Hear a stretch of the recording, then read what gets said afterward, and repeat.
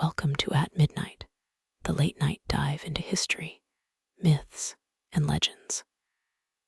Baghdad and Cordoba filled their rooms with paper, arguments, star tables, medicines, and enough court politics to make wisdom a hazardous occupation.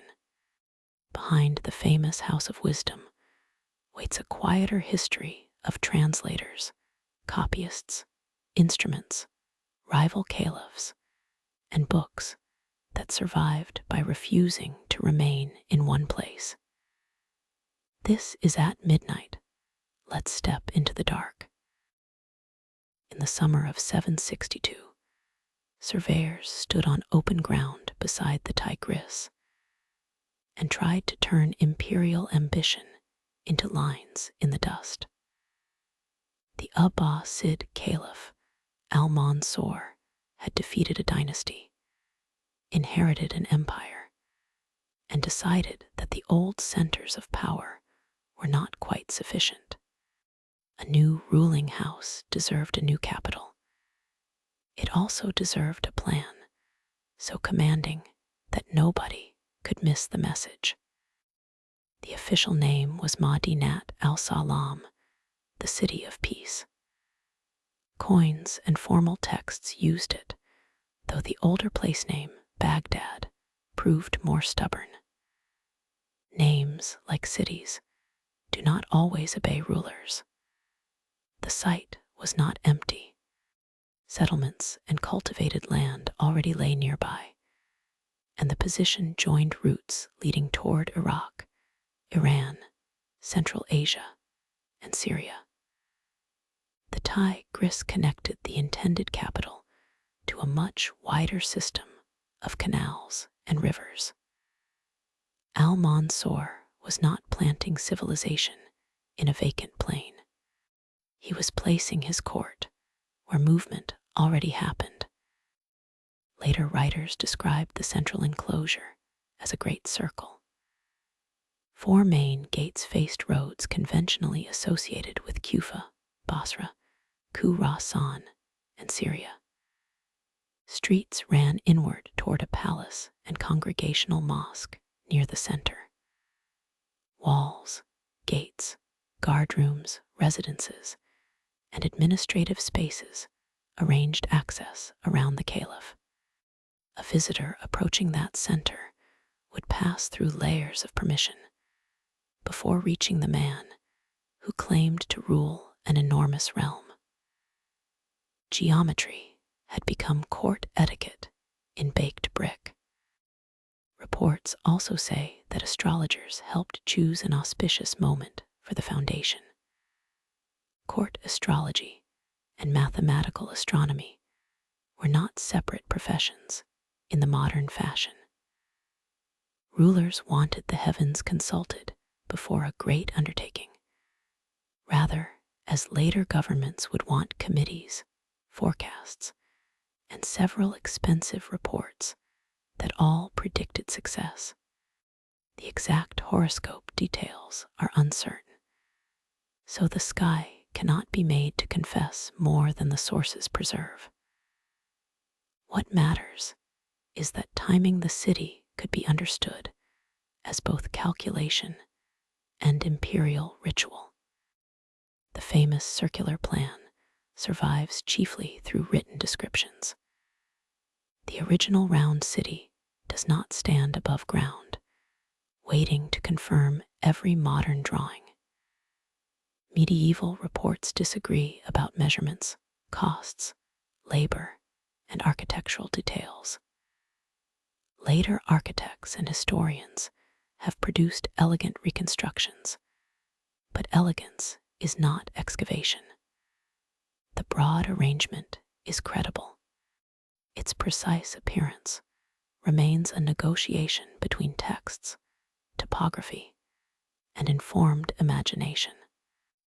Even while the enclosure was being built, the practical city refused to stay inside it. Soldiers needed quarters. Merchants needed markets. Animals needed yards. Boats required landing places, and officials required enough clerks to turn grain, taxes, petitions, and orders into records. Kark developed as a major commercial district. Rue Safa grew across the river.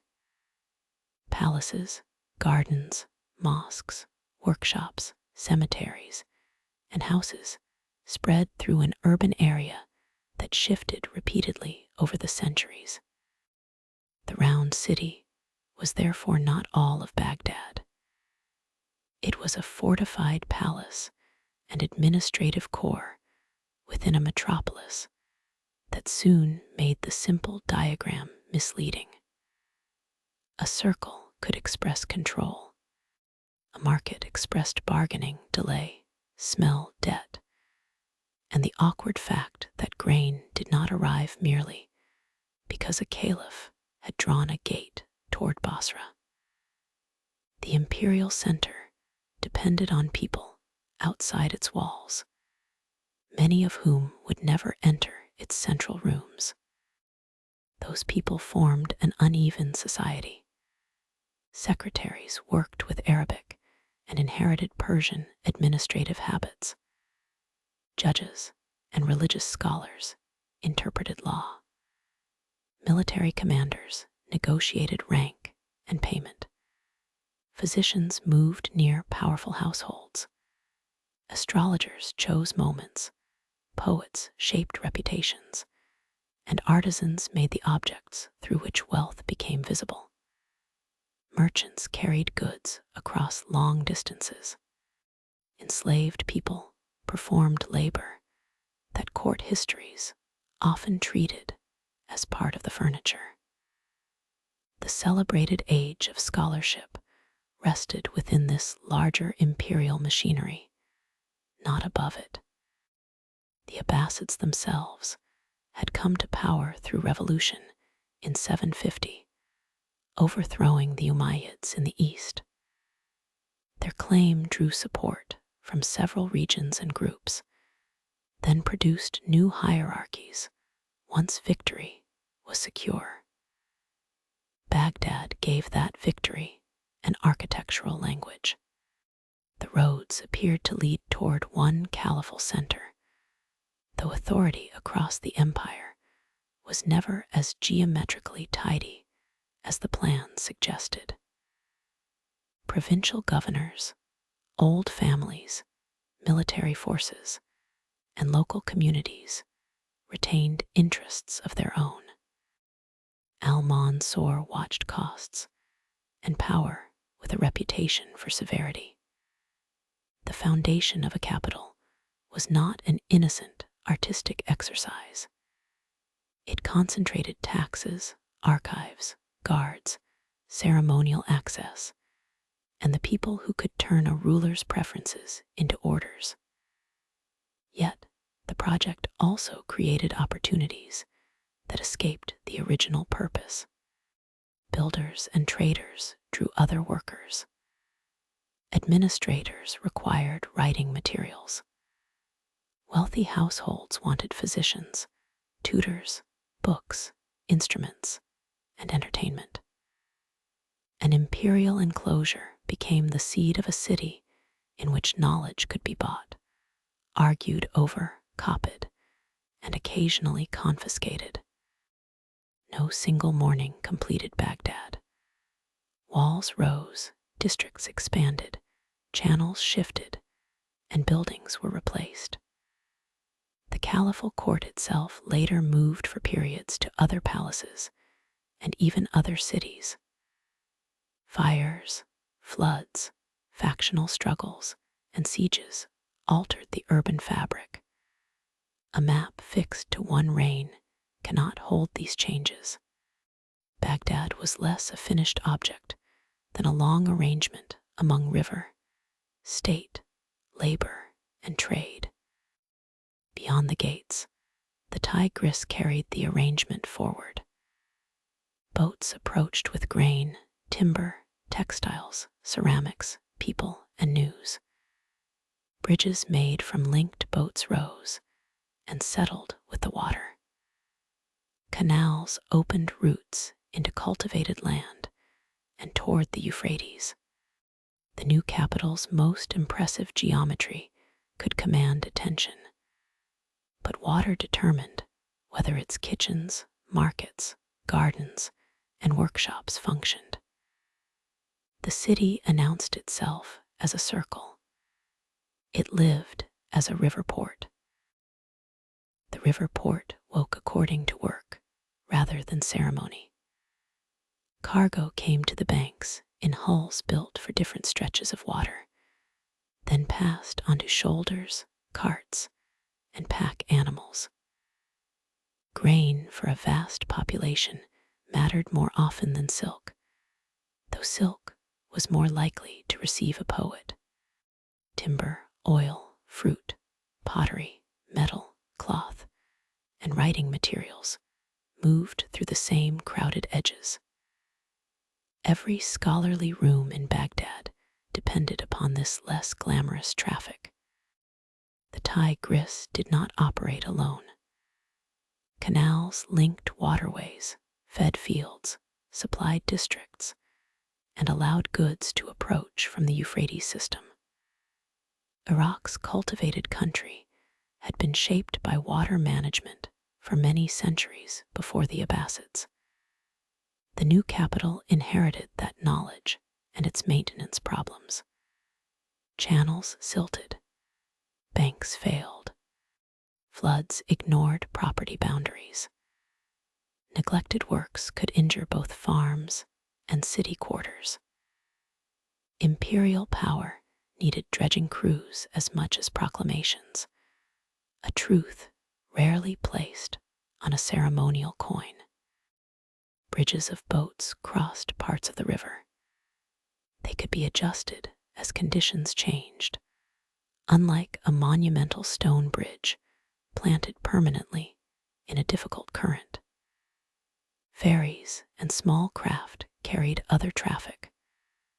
Rue Safa on the eastern bank and districts on the western side developed distinct lives while remaining connected by repeated crossings.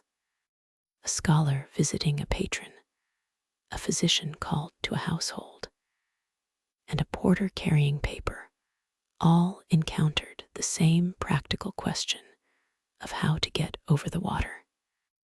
Kark became known for markets. A market was not merely a row of stalls. It involved storage, inspection, credit, weights, contracts, lodging, food, animals, waste, and constant information. Goods arrived with stories about distant prices and political conditions. Travelers carried letters as well as merchandise. Books and ideas did not float across Eurasia by themselves.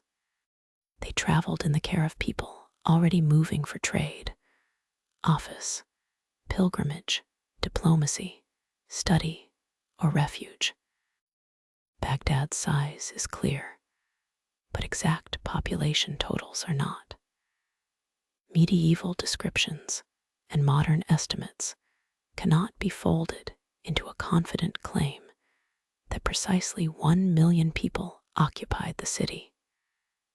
District boundaries changed, records are incomplete, and a metropolitan area does not come with a medieval census spreadsheet waiting politely in an archive. It is enough to understand that Baghdad became one of the largest cities of its age, drawing resources and people across a formidable distance. Such scale created specialized trades. Bakers and millers handled food. Water carriers served places beyond convenient channels. Builders repaired walls and houses. Metalworkers made lamps, vessels, locks, instruments, and weapons. Perfumers and drug sellers occupied a border between luxury and medicine. Paper dealers and copyists served administrations as well as scholars. People who cleaned, cooked, carried, guarded, and cared made the city possible while leaving fewer names in learned biographies. Court and market were linked by taxes and appetite. Palaces consumed food, textiles, furnishings, animals, and labor. Officials issued documents and kept accounts. Military households expected payment. A change in political favor could redirect a stream of money from one family to another, with consequences for every dependent poet, physician, secretary, and translator. Patronage rested on revenue collected from fields and exchanged in streets. The life of the mind had bookkeeping underneath it. The river also made Baghdad vulnerable. Seasonal changes could damage low areas. Canals brought water close, but could spread trouble when neglected. Fires crossed dense neighborhoods through timber and household stores. Factional conflict disrupted markets. Long before 1258, the city endured sieges and political transfers that damaged buildings and displaced residents. A golden age, if the phrase is used at all, was not a period during which roofs stopped burning and rulers learned moderation. Yet disruption did not erase urban continuity each time. Shops reopened. New palaces rose in different districts. Collections moved. Families rebuilt networks through marriage, apprenticeship, and office. A city can survive while changing location within its own name. Medieval Baghdad's center of gravity shifted, leaving the famous original circle behind, while new concentrations developed along the river. Travelers arriving at a quay might hear several languages before reaching lodging. Arabic carried administration, religion, literature, and much scholarship. But Persian, Syriac, Greek, and other languages belonged to communities within the wider world. Arabic itself joined people without making their ancestry or faith identical. A Christian physician and a Muslim judge could both write it. A Persian secretary could shape its official style. Shared language made collaboration possible, not harmony compulsory. The products moving off boats also carried older histories. Medicinal substances arrived from varied environments. Textiles embodied techniques passed through generations. Numerical and astronomical materials came through Indian and Persian traditions, as well as Greek ones. The city's achievement was partly concentration. Baghdad placed patrons, readers, craftspeople, documents, and imported objects near enough to create new demands upon one another. Among the least dramatic cargo were bundles of worn cloth. Rag fibers had little courtly splendor. They had already served as garments or household textiles, and now appeared ready for a lesser fate. Instead, careful processing could give them a second life as paper. The river supplied water for soaking and washing. Workshops supplied beating, pressing, sizing, and polish. An old piece of linen could leave the quay and return to the city as a surface fit for a tax account, a medical compilation, or an argument about the shape of the heavens. That transformation reveals a useful scale for this history. Great caliphs issued orders, but fibers had to be sorted by hand. Courts requested books, but sheets had to dry. A metropolis created demand, yet no decree could skip the physical steps. Baghdad's learned reputation rose from thousands of such quiet conversions, with river water passing through nearly all of them. The bundles of cloth began by losing their old identities. A sleeve, a torn household textile, or a length too worn for further repair became fiber. Workers sorted and cleaned the material, soaked it, and beat it into pulp. The precise recipes varied by place and workshop. No universal manual governed every vat. Skill lived in hands, habits, water, tools, and judgments about when the mass had become ready. A worker lifted diluted pulp on a mold so that water drained and a thin layer of fibers remained. The damp sheet was transferred, pressed, and dried. Sizing helped keep ink near the surface rather than allowing it to spread through the fibers. Burnishing made a smoother face for a reed pen. Cutting produced the dimensions required by an office, a letter writer, or a bookmaker. Each finished page carried the memory of repeated pressure, though it looked serenely blank. Paper had traveled west from China through Central Asia over time. Documents on paper in Central Asia predate the Battle of Talas in 751. A later story claimed that captured Chinese papermakers taught the craft after that battle. It offers a pleasing origin: one conflict, several prisoners, and suddenly a technology changes civilization. History is often asked to fit into a neat parcel of this kind. The evidence, instead, supports gradual movement, adaptation, and local practice. That slower account is not less interesting. Techniques cross borders because materials, artisans, merchants, administrators, and customers keep meeting. A craft may be altered when different fibers or tools are available. Knowledge can move without a ruler recognizing the moment. It can settle into ordinary work before a chronicler decides that an origin story is needed.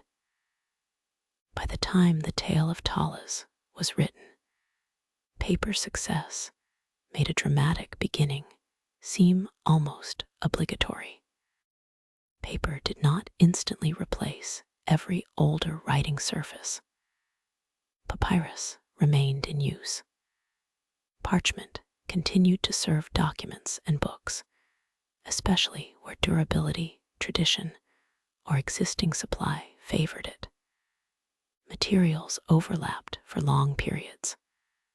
A government does not wake one morning and throw away every familiar surface because a new one has appeared. Clerks are capable of resisting changes for reasons far less substantial. From the late 8th and 9th centuries, paper became increasingly important in Abbasid lands. Under many conditions, it was lighter and less expensive than parchment. It could support expanding administration and a growing book culture. A state that governed through written orders, accounts, tax records, and correspondence created a steady appetite for sheets. Scholars, merchants, judges, physicians, and private letter writers created more. The surface changed habits without making copying effortless.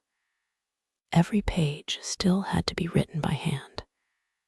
Ink needed preparation. Pens needed trimming. A mistake might be scraped, marked, rewritten, or left to confuse a later reader. Paper could lower some costs, but it did not create identical copies.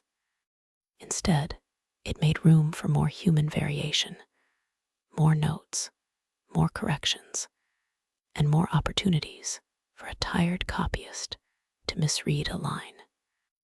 Paper workshops belonged to an economy of water and labor. Fibers needed washing and soaking. Pulp needed handling. Sheets required space to press and dry. Sizing and burnishing added stages. The process could not be separated from local conditions or from workers whose names seldom survive. Celebrated authors occupy catalogs. The people who made their pages usually disappear beneath the text. Administrative use helped normalize the material. A sheet that carried a tax demand or receipt did not need philosophical prestige. It needed to accept ink and travel without disintegrating. Repeated ordinary use established supply chains. Once paper dealers, writers, and offices expected access to it, books could draw upon that same infrastructure. Bureaucracy, rarely praised for poetry, quietly supported the conditions in which poetry could multiply. Book production still remained expensive in time and attention. A long work consumed many sheets before a pen touched them. Copying required sustained concentration.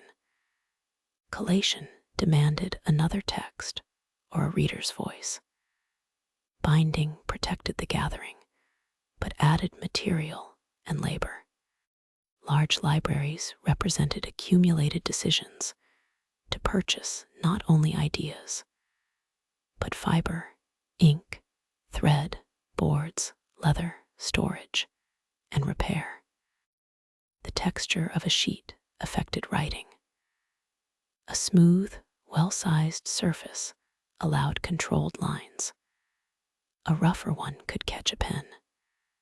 Margins offered space for correction and commentary, but only if the original arrangement left them. Paper could be folded into gatherings, joined, and bound. It could also be used for short records, never intended to survive. The historical record favors what someone valued enough to store, and then what escaped water, insects, fire, reuse, and neglect. Some sheets became palimpsests of ownership rather than erased text. Readers added notes, teachers recorded audition, and collectors placed marks. Endowment seals could declare that a volume belonged to a mosque, school, or charitable foundation. Repairs showed where edges failed. A book was not frozen when its first copyist lifted the pen. It continued to gather evidence of hands and rooms. At the end of the workshop sequence, a blank sheet entered another trade. The Wa Rock might sell paper, copy a requested work, arrange binding, correct text, or broker a transaction. The word covered different combinations of activity. On the stationer's desk, the anonymous labor of fibers met the social labor of books. The page was ready, but readiness was only the beginning. On the stationer's desk, a blank sheet waited beside pages already filled. Some bore an author's words taken down in dictation. Others carried a student's copy made while hearing a work read aloud. A fair copy might be produced from a rough one, then checked against another manuscript. Correction marks clustered in margins. The book emerged through a sequence of people, rather than from a press delivering a row of twins. A Wa Rock could deal in paper, serve as a professional copyist, sell books, arrange binding, edit text, or combine several of these roles. The shop was both workplace and meeting point. Customers requested titles, brought manuscripts for copying, asked about an author, and exchanged news. A rare work might appear from another city. A common one might be available in several versions, which raised the uncomfortable possibility that none was quite the same. Copying by hand made variation normal. A line could be omitted when two phrases ended similarly. A difficult word might be replaced with one that seemed more sensible. Diagrams suffered when a copyist did not understand what the lines were meant to do. A careful reader corrected an error. Another reader corrected the correction. Textual history became a calm argument conducted across generations in very small handwriting. Books also passed through public reading and audition. An author or authorized reader might recite a text while students followed copies. Notes could record that a person had heard the work. An authorization might permit further transmission. These practices tied knowledge to people and occasions. Ownership of a physical volume did not automatically establish mastery, just as a full shelf has never guaranteed that anyone in the house has opened the books. Binding gathered folded sheets and protected them, though bindings wore out and could be replaced. Covers, thread, leather, and boards belonged to the cost. A volume might be repaired after heavy use. Notes named owners, buyers, donors, or heirs. Endowment statements attempted to keep books attached to an institution. None of these marks guaranteed obedience. Collections were divided, sold, inherited, carried away, and occasionally reclaimed. The word library covered many arrangements. A ruler's treasury, a scholar's private shelves, an endowed cupboard at a mosque, and a collection attached to a school or hospital could all hold books without offering modern public lending. Access depended on status, relationships, rules, and the keeper of the key. A famous collection could be intellectually important while remaining unavailable to most residents of the same city. Around 987 or 988, the Baghdadi bookseller and bibliographer Ibn al-Nadim completed the work known as the Fihrist. It attempted to describe authors and books known within his environment. Its range was extraordinary. Scripts and sacred books, grammar, poetry, history, law, theology, philosophy, sciences, stories, magic, and alchemy all found places. The catalog opens a door onto shelves that no longer exist. Many titles recorded by Ibn al-Nadim have vanished. Their names may be the only surviving evidence that a work once circulated. Others survive in later copies, sometimes transformed.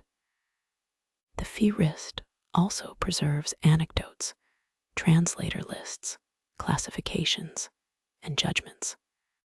It is invaluable, but it is not an exhaustive census of every book in the Islamic world.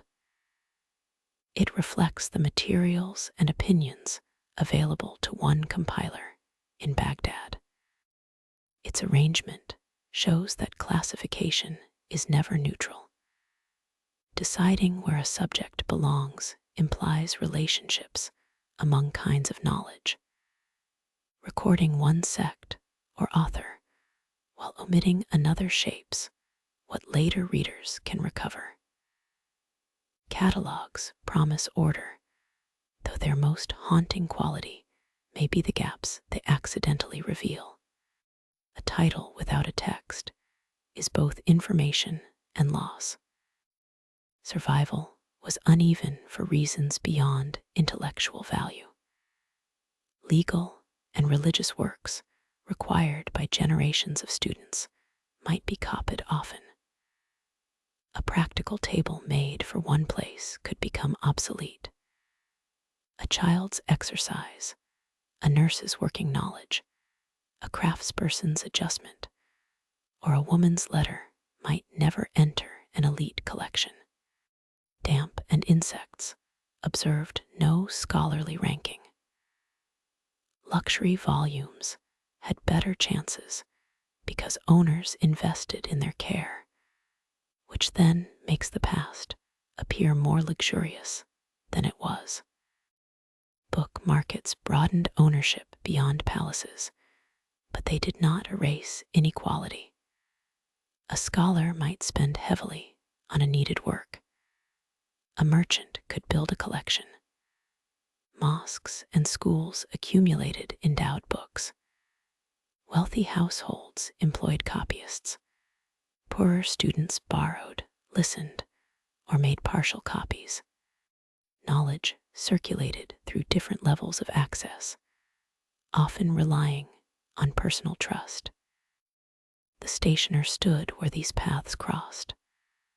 A manuscript arriving from another region could be assessed, copied, and sold.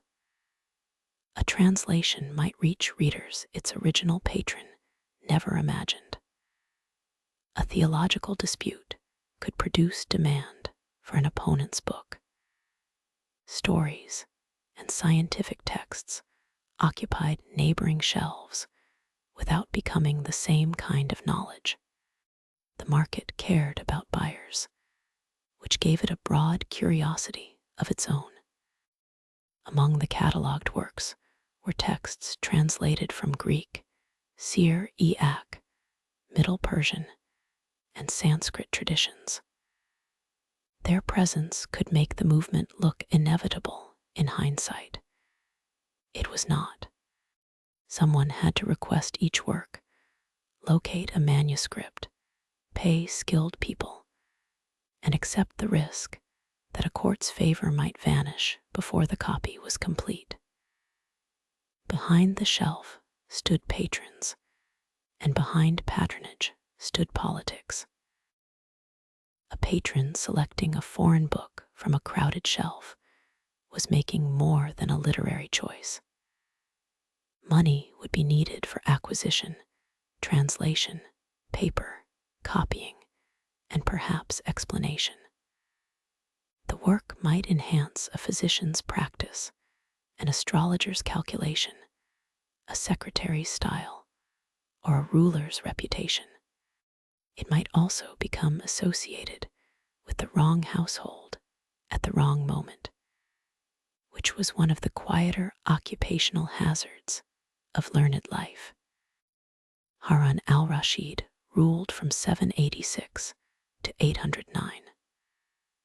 Later story cycles turned him into the caliph who wandered Baghdad at night in disguise, listening to ordinary people and encountering conveniently arranged adventures. Those tales belong to his literary afterlife. The historical court was already interesting without requiring a sovereign to become his own secret police every evening. Harun's government relied heavily for a time on the Barmakids, a family of powerful administrators with roots in Eastern Iranian and Central Asian worlds. They held office, managed resources, and supported poets and scholars.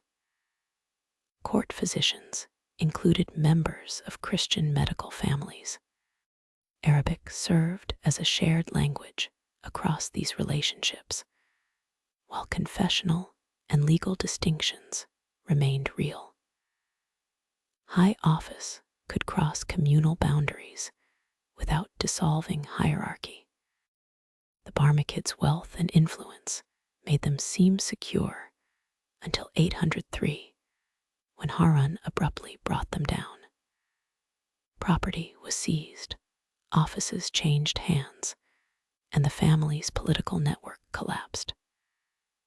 Later writers supplied romantic explanations, especially a secret marriage involving Jafar and Harun's sister Abasa. The story is memorable and poorly supported. Political authority, money, and fear offer less decorative but firmer ground. For dependent scholars and artists, such a fall changed practical life. A salary could disappear. A promised commission might become dangerous evidence of former attachment. Manuscripts could move with confiscated property. Rivals gained opportunities. Patronage opened rooms, but the same door could close without warning. Intellectual history often lists completed books and forgets the uncertain months in which their makers waited for payment. Patronage was broader than one caliph or household. Viziers, wealthy scholars, physicians, administrators, and court families requested work. The Banu Musa brothers later spent money obtaining manuscripts and employing translators. Al-Kindi's associates supported another circle. These groups sometimes shared interests and sometimes competed. The translation movement was not a single office, processing the wisdom of antiquity according to a caliphal timetable. Harun's court also contained the ordinary tensions of succession. His sons Al-Amin and Al-Mamun received positions within a planned division of authority. Such arrangements looked reasonable while the father lived, which is a common strength of succession plans. After Harun's death, rivalry hardened into civil war. From 809 to 813, competing forces struggled over the empire, and Baghdad endured a prolonged siege. The suffering need not be reconstructed in violent detail. Supplies failed, neighborhoods were damaged, and political order fractured. Al-Amin was defeated and killed. Al-Mamun prevailed, though victory did not restore every household or building. The city that later memory treats as a seamless center of brilliance had just experienced war inside its own streets. Al-Mamun initially ruled from the east before returning to Baghdad. His reign became strongly associated with translation, astronomy, mathematics, manuscript collection, and the disputed institution called the House of Wisdom. That association is genuine in broad form. It becomes misleading when every scholar, book, observatory, and medical activity is pushed into one building under his personal supervision. The Civil War helps explain why simple stories of enlightened rulers are insufficient. Al-Mamun could support measurements of the heavens and enforce a political settlement. He could gather learned people and later impose a doctrinal test. Courtly interest in reason did not remove coercion. Knowledge and power shared rooms without becoming moral equivalents. Physicians were particularly close to this instability because rulers required care. Christian families, such as the Bakhtishis, served Abbasid courts across generations. Access brought influence and wealth, but also exposure to palace rivalries.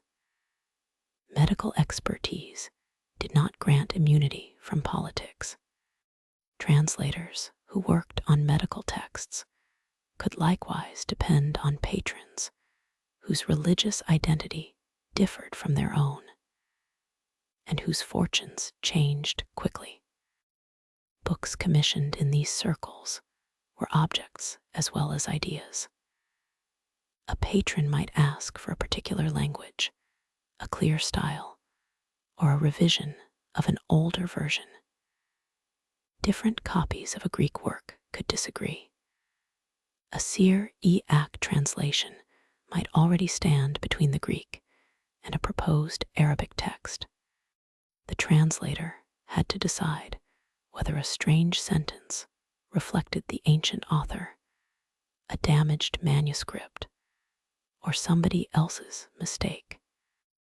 One damaged copy could therefore create more work than a shelf of clean legends. It required comparison. Another manuscript had to be found, perhaps far away. Terms needed to be chosen consistently. Assistants and relatives might divide tasks. A wealthy commission made this possible, but money could not replace judgment. At the center of that labor sat Hunayn ibn Ishaq, reading several imperfect witnesses, while the fortunes of courts shifted around his desk. Several imperfect witnesses were not a nuisance to be brushed aside. They were the work. Hunayn ibn Ishaq searched for copies of Galen and other medical authors, compared their condition, and tried to establish a text before carrying its sense into another language. His own account of Galen's works gives an unusually close view of translation as patient reconstruction rather than inspired substitution. Hunayn was an Arabic-speaking Christian from Al-Hira.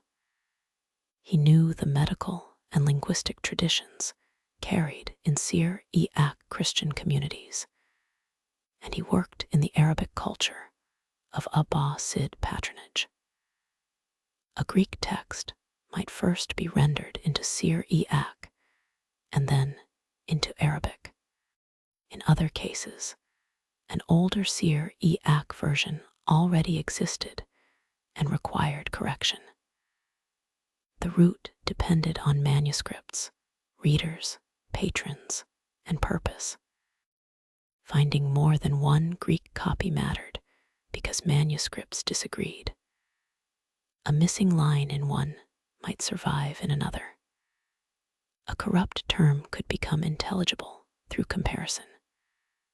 Hunayn described seeking manuscripts in different places and assessing earlier translations. This was philology conducted without modern catalogs, photographs, or quick travel. A rumor that a copy existed in another city could begin a long and uncertain search. Understanding came before elegant wording.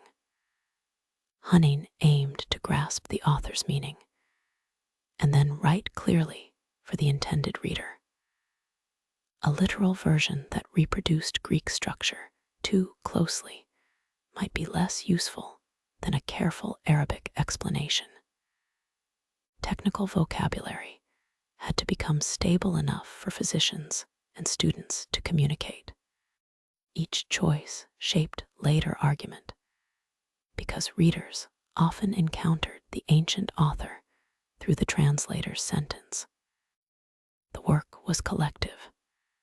Hunayn's son Ishaq, his nephew Hubaysh, and other associates translated, revised, or supervised texts. Patrons requested different works and languages. A list of titles connected with Hunayn can therefore count several kinds of labor. Works he examined, translated, corrected, assigned, or discussed. Turning all of them into one heroic total conceals the circle that made the corpus possible. Other translators had distinct careers. Qusta ibn Luqa worked across medicine, mathematics, and science. Thabit ibn Qurra came from the Saybi and community of Haran and translated mathematical and astronomical material while writing original work. Christian, Saybi, and Muslim and other scholars used Arabic without surrendering their religious identities. Collaboration took place within a society of legal differences, taxation, privilege, and occasional pressure. Shared language was a bridge, not a declaration that every traveler had equal rights on the road. Greek material formed a major part of the movement, but it was never the whole. Middle Persian works shaped administration, literature, and scientific traditions. Sanskrit materials contributed to astronomy, calculation, and other fields. Syriac was not merely a temporary pipe between Greek and Arabic. It was a learned language with its own communities and texts. Translation moved in overlapping directions, sometimes through several stages. Patrons influenced results. A physician might want a usable medical book. A philosopher might seek precise terminology. A wealthy household might commission a prestigious work whose possession advertised cultivated taste. Some patrons preferred Syriac, others Arabic. A translator could expand a difficult phrase for clarity, or revise an older version for a new audience. The finished text belonged to a specific request, even when its later life escaped that setting. Competition also shaped the movement. The Banu Musa, the wealthy brothers who obtained manuscripts and employed scholars, did not represent every circle. Al-Kindi's associates developed Arabic philosophical vocabulary through their own projects. Translators could criticize earlier versions and one another. Knowledge advanced through correction, but correction rarely feels generous to the person being corrected. Medical translation had immediate practical weight. Galenic anatomy and therapeutics entered Arabic discussion through these efforts. Yet physicians did not simply obey inherited books. Later writers compared authorities with cases, reorganized materials, and wrote doubts. A translated canon created a common reference point from which disagreement could become more exact. Mathematical translation likewise demanded more than words. A diagram had to remain connected to its propositions. Technical terms needed consistent relations. If a copyist altered a line or letter, the argument could fail. Thabit's ability to revise Greek mathematics and extend mathematical questions shows why translator cannot mean a person who merely carries sealed information between languages. The translator's desks were scattered among homes, courtly households, libraries, and other working spaces. No surviving staff list gathers them all beneath one roof. That absence matters because popular memory later built a magnificent headquarters for the entire movement. The name Beit al-Hikmah, the House of Wisdom, became large enough to contain almost anything a modern retelling wished to place inside. The real labor is more revealing. Hunayn searched, compared, decided, revised, and coordinated his texts moved between confessional communities and patrons. Each surviving translation preserves not a simple rescue from oblivion, but a sequence of judgments. Several rooms, several languages, and several rival sources produced the learned Arabic page. The question is not whether Baghdad possessed wisdom. It is what kind of house, if any, can honestly be built around that work. A house large enough to contain every famous scholar would be convenient. Beit al-Hikmah has often been described as precisely that: a grand academy, public library, translation bureau, observatory, hospital, laboratory, and university gathered into one Baghdadi campus. The surviving evidence supports a more modest institution and a more interesting problem. Abbasid sources associate a caliphal collection or book treasury called the House of Wisdom with Baghdad. It had links to courtly and Persianate traditions of storing books and administrative learning. Collections may have developed across reigns, including those before al-Ma'mun. Al-Khwarizmi is connected in biographical tradition with al-Ma'mun's treasury. These points give the name historical substance. What does not survive is equally important. There is no complete catalog, architectural plan, founding charter, enrollment list, or staff register. No document assigns every major translator to one salaried department. Separate households and patrons funded much of the translation movement. Hunayn's working network cannot simply be moved into a room labeled House of Wisdom because the label sounds appropriate.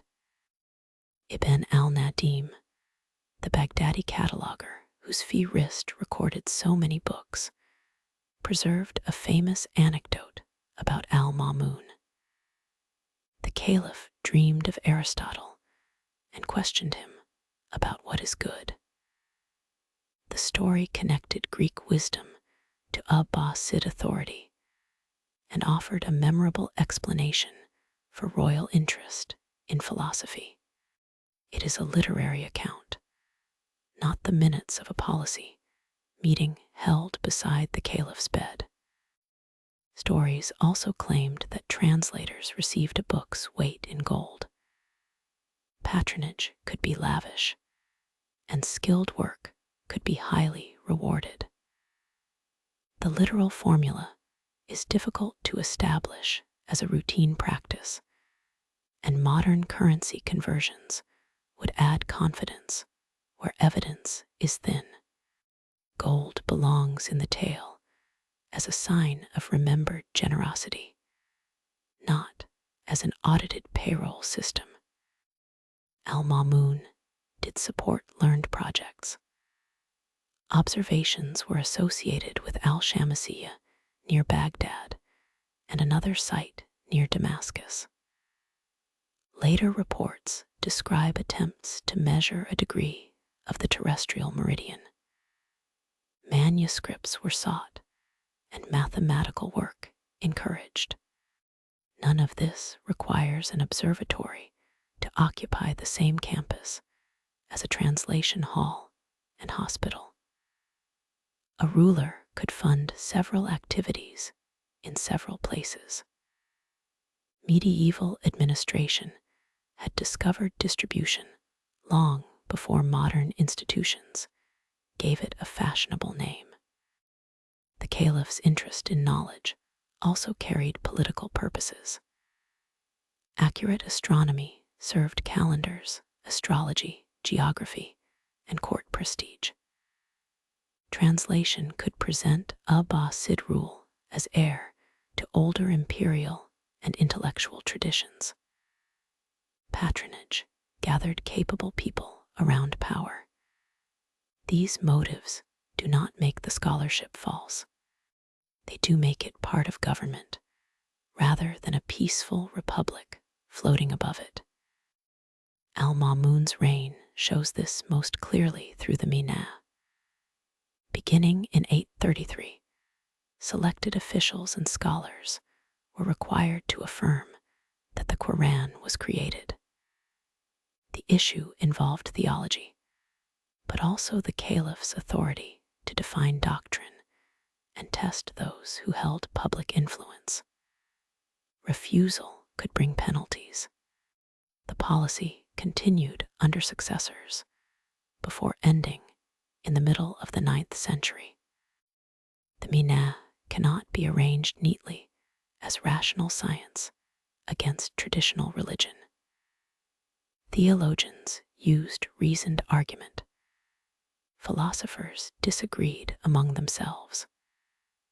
Religious scholars could value mathematics or medicine while opposing the caliph's doctrinal claim. Al-Ma'mun's support for Greek learning and his coercive test belonged to the same reign, without forming a simple modern lesson about enlightened and unenlightened camps. Baghdad's founding caliph, al-Mansur, had placed authority inside a geometric enclosure. Under al-Ma'mun, intellectual patronage also helped define authority, though the working networks remained dispersed. The famous house may have been a court library or treasury associated with scholarship. Its later image grew much more elaborate than contemporary evidence permits. Uncertainty does not empty the name. It changes the story from a tour of imaginary lecture halls into an investigation of how institutions are remembered. A library attached to a court can matter greatly without being a university. A scholar can work for a patron linked to the palace without receiving an identity card from a central academy.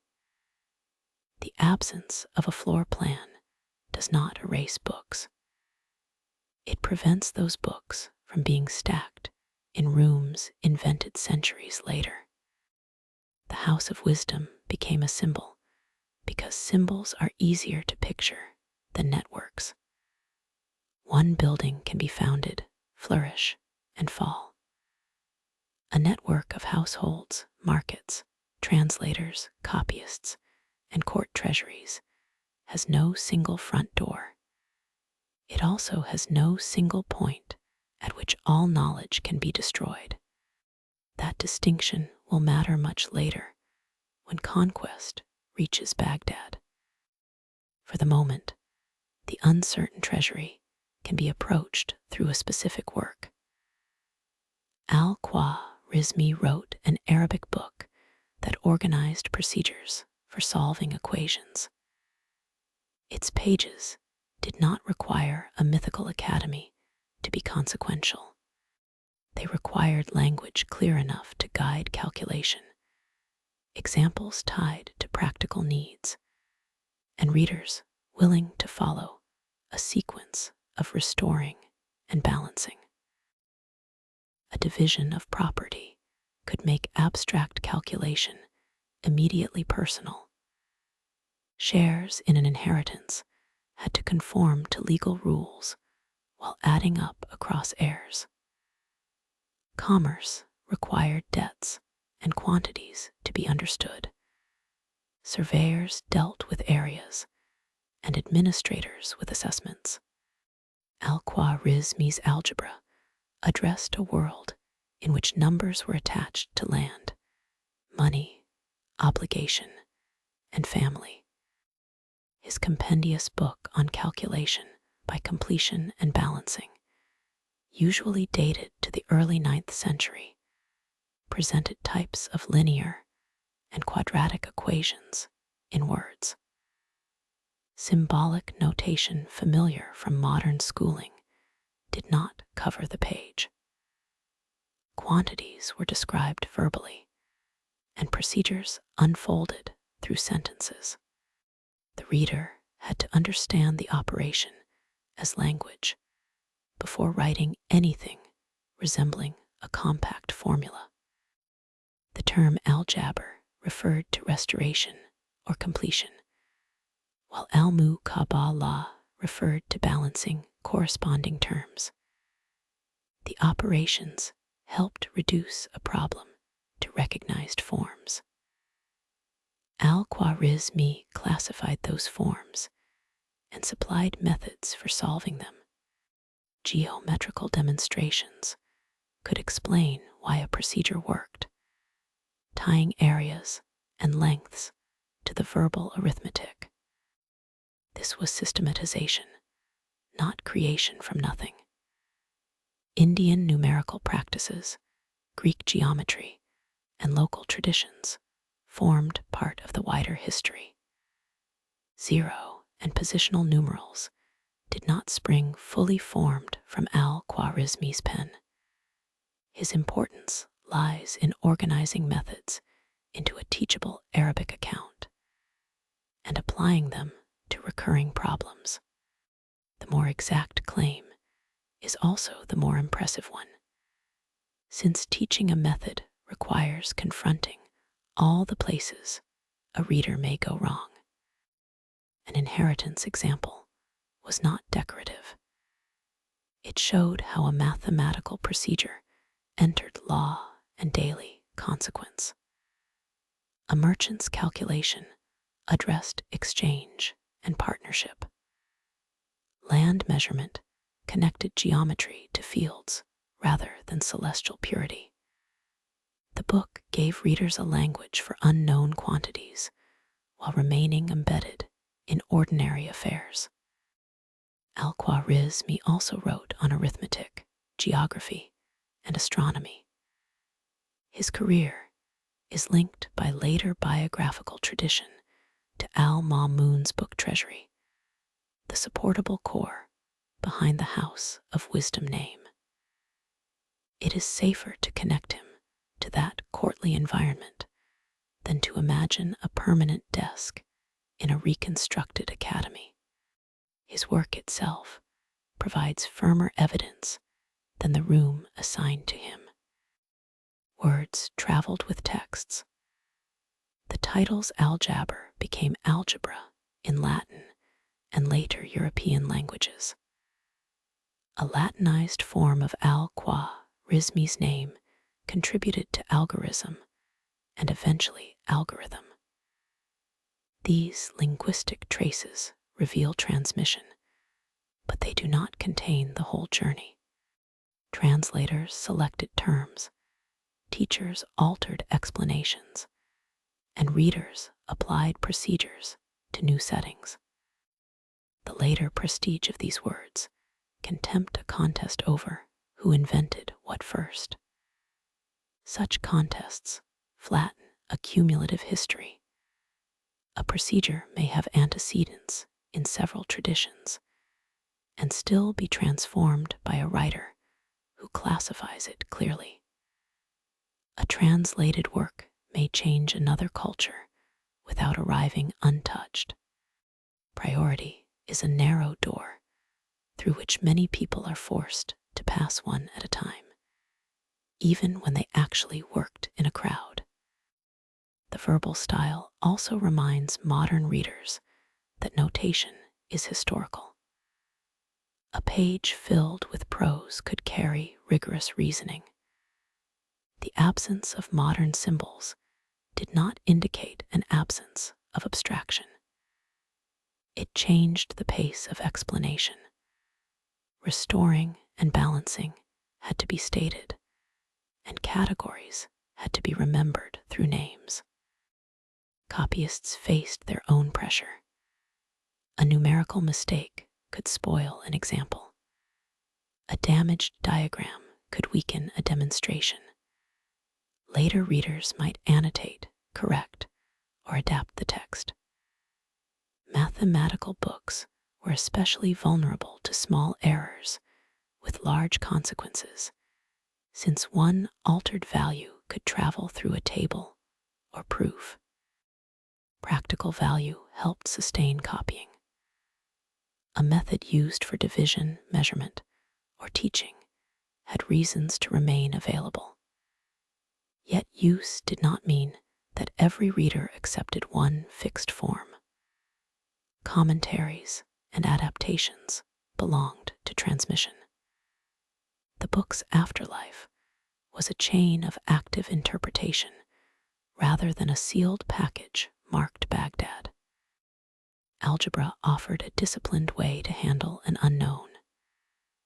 The wider culture of scholarship faced unknowns of another kind: damaged sources, uncertain institutions, and observations that did not match inherited values. In each case, order came through procedures rather than declarations. A ruler could proclaim wisdom. A calculator still had to balance the terms. On another set of pages, associated with the same broad scholarly world, water moved through hidden passages. Floats rose, valves opened, and streams changed direction. The Banu Musa brothers used geometry and craft knowledge to describe devices whose behavior appeared almost playful. Al-Khwarizmi's operations had arranged quantities in prose. These mechanisms arranged pressure and motion in vessels, giving a diagram the difficult task of making matter obey. Matter obeyed only when the channel, float, and valve had been understood correctly. The Banu Musa's book of ingenious devices described roughly 100 mechanisms, many built around vessels and moving water. Fountains altered their jets. Lamps managed fuel. Containers appeared to pour in surprising ways. Hidden siphons and controls produced effects that could seem magical until the geometry was followed. The three Banu Musa brothers were wealthy scholars and patrons in 9th century Baghdad.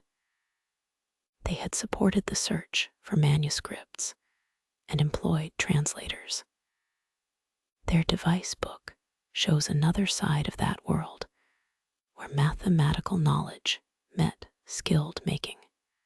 Courtly amusement may have belonged to some mechanisms, but so did serious attention to pressure, flow, timing, and control. A float could rise with liquid and trigger a change elsewhere. Conical valves opened or closed passages. Siphons carried water over a barrier once conditions were established. Alternating outlets made a fountain change form. The parts were simple enough to name and difficult enough to coordinate. A small leak or poor fit could turn ingenious design into a damp bowl. The manuscript's diagrams are evidence of ideas, not a storeroom of surviving machines. Not every pictured device can be shown to have been built. Later reconstructions test possibilities, but they remain reconstructions. Medieval drawings were also recopied, sometimes by people who did not fully grasp the mechanism. A misplaced line could direct water into nowhere. This gap between page and object is part of the story. A diagram instructs through convention. It may display parts separately or distort scale to make a relationship clear. A craftsperson still needs material knowledge that the text assumes. Metal, glass, clay, seals, and joints behave differently from ink. The book preserves a designed principle more readily than the touch required to build it. The brothers' wealth linked scholarship to court resources, but artisans probably carried knowledge that elite biographies rarely named. Someone shaped vessels and fitted components. Someone understood how a surface could be made tight. The surviving attribution gives the patrons and authors a place in history while leaving many hands anonymous. Intellectual ownership was much cleaner on a title than in a workshop. Thabit ibn Qurra, the Iranian translator encountered among Hunayn's wider generation, also worked with the Banu Musa. His career joined translation to original mathematics.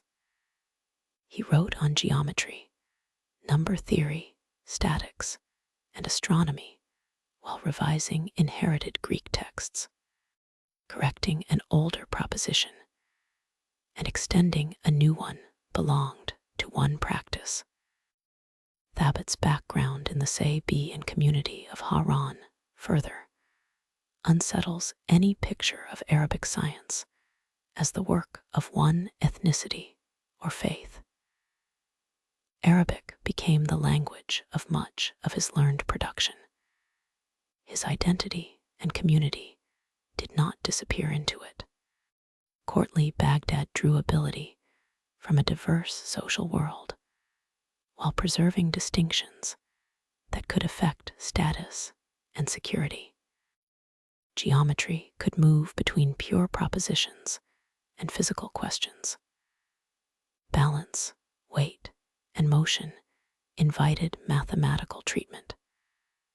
The device book carried that curiosity into objects designed to repeat controlled behavior. The repeated action mattered.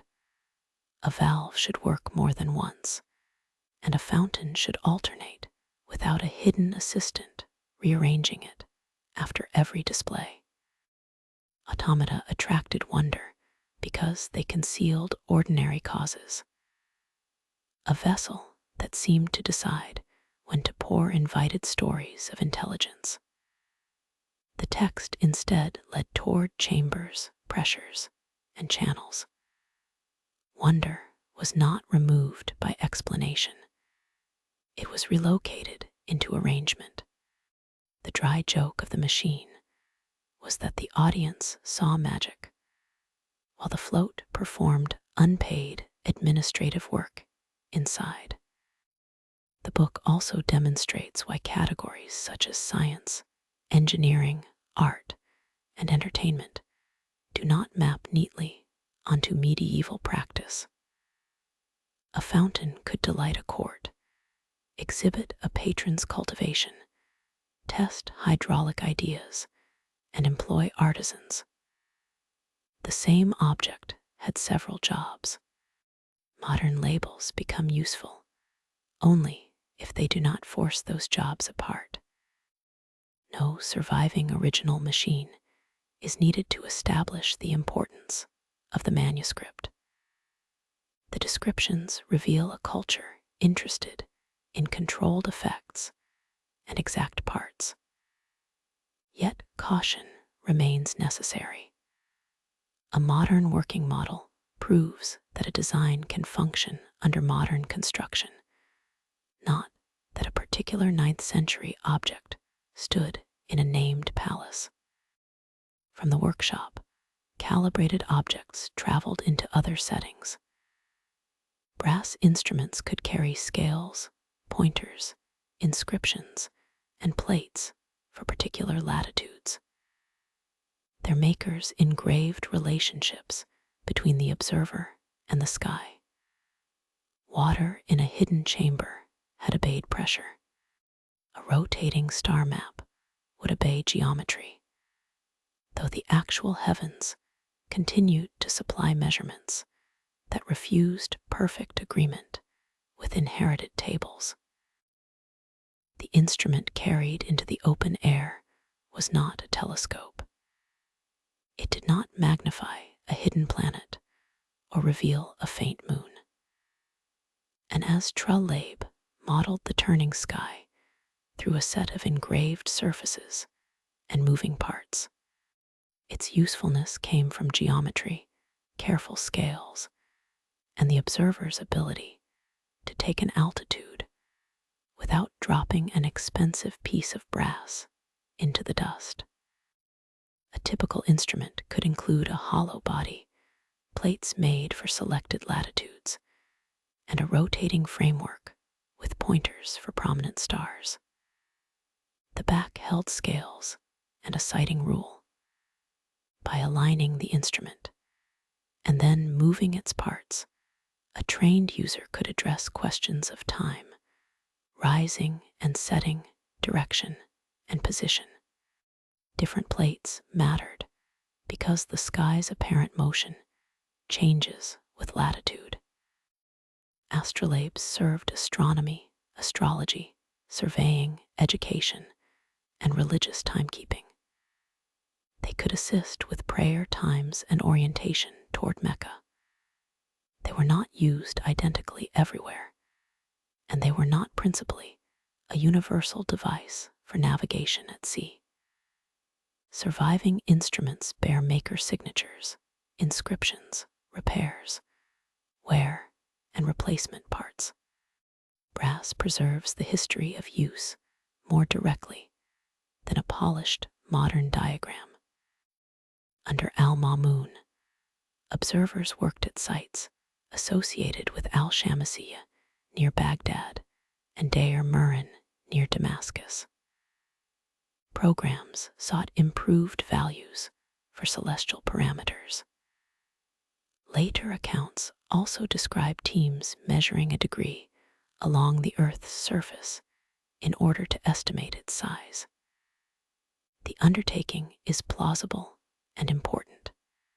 Exact personnel, routes, units, and modern error percentages remain too uncertain for triumphant decimal comparisons. The desire to measure again reveals that inherited authority was not passive. Ptolemy's works provided powerful models and data, but observers checked values against their own skies. Indian and Persian astronomical traditions also shaped tables and methods. Translation made comparison possible. It did not command agreement. A siege was an astronomical handbook containing instructions and numerical tables. It could cover calendars, chronology, trigonometric functions, solar and planetary positions, eclipses, and geographical coordinates. Tables were adapted to different meridians and users. A siege was therefore less like a monument and more like a working archive whose numbers might require correction. Al-Battani, active mainly at Raqqa and dying in 929, made long observations and produced an influential siege. He refined values connected with the solar year, precession, and the tilt of the Earth's celestial framework as understood in his astronomy. His trigonometric methods later reached Latin readers, who knew him as Albatnius. Claims of startling exact accuracy vary with manuscript readings and the modern value chosen for comparison. Repeated observation demanded patience. A single night did not settle the length of a year. Instruments had limits, whether intervened and inherited parameters affected calculation. Errors could arise during observation, computation, or copying. The table at the end appeared calm because the uncertainty had been compressed into rows. Al-Sufi's book of the constellations of the fixed stars, completed in 964, compared Ptolemy's catalogue with Arabic star traditions and observation. It discussed stellar magnitudes and presented constellation figures as seen in the sky and as they would appear on a globe. The paired views required mental reversal. Later manuscripts differ in both image and text, reminding readers that even stars can be altered by copyists. Astronomy and astrology overlapped in courtly life. A ruler might support observations for calendars and geography, while also expecting astrological judgment. Religious practice posed exact questions about lunar months, prayer times, and direction, but it did not explain every inquiry. Mathematical curiosity, inherited debates, surveying, and prestige all mattered. Modern boundaries would have puzzled many practitioners. The night's work was physical. An observer carried instruments, aligned a sight, read a scale, recorded a result, and compared it with tables. Assistants could share tasks. Lamps helped with writing while threatening night vision. Cold, dust, and fatigue did not disappear because the final manuscript used elegant script. The body remained part of measurement. The stars offered regularity, but not perfect simplicity. Planetary models had to account for motions that appeared uneven from Earth. Parameters changed slowly. Coordinates inherited from another place required adjustment. Astronomers criticized and refined without possessing modern cosmology. Their universe remained largely geocentric, and their mathematical inventiveness operated within that physical picture. And as Tralab's worn edge and Azij's corrected value both record repeated attention. Knowledge accumulated through observations made by people who expected earlier authorities to be useful and fallible. The same habit appeared in medicine. A physician could inherit Galen, consult translated books, and still notice that a patient's course did not match the expected description. The sky and the sick room were not the same laboratory, but both demanded comparison over time. Comparison over time gave medicine its most persuasive pages. Abu Bakr al-Razi did not approach a patient without inherited knowledge. He read deeply in the translated medical tradition, drew upon earlier physicians, and then recorded cases that complicated what the authorities had said. Respect for Galen did not require pretending that Galen had observed every body in every city. Al-Razi worked in Ray and Baghdad and was associated in biographical accounts with directing hospitals. He died around 925 after producing a large medical and philosophical corpus. His comprehensive book, known as al-Hawi, gathered excerpts from earlier writers beside observations, judgments, and disagreements. It was accumulation made useful through comparison. The form matters. A clean system can hide uncertainty by placing every condition in its assigned drawer. A compilation preserves the friction between authorities. One writer recommends a treatment, another doubts it. A remembered case turns out differently. Al-Razi's pages allowed medicine to remain unfinished, which is generally where living bodies insist that it remain. His doubts about Galen criticized specific inherited claims while working within the broader Galenic tradition. This was not a theatrical rejection of the ancient world. Translation had made detailed criticism possible. Once texts were available in clear language, their propositions could be tested against other books and experience. Preservation opened the door to disagreement. Al-Razi's treatise distinguishing smallpox and measles is important for its careful differential description. It does not prove that earlier Indian, Chinese, Greek, or other observers had never known the diseases. Priority claims turn a useful clinical text into a race that the evidence cannot fairly referee. The quieter achievement is attention to different courses of illness without collapsing them into one label. Medical narration can remain precise without dwelling on distress. Physicians watched timing, fever, changes in appetite, breathing, sleep, skin, and strength. They asked what appeared first and what followed. They compared ages, seasons, and environments according to the medical frameworks available to them. Some explanations were wrong by modern standards. The discipline of noticing still mattered. Translated works connected anatomy, pharmacology, and therapeutics to Greek and late antique traditions.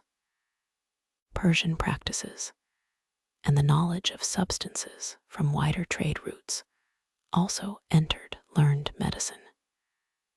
Christian physicians and translators, including Hunayn ibn Ishaq, had helped make Galenic texts available.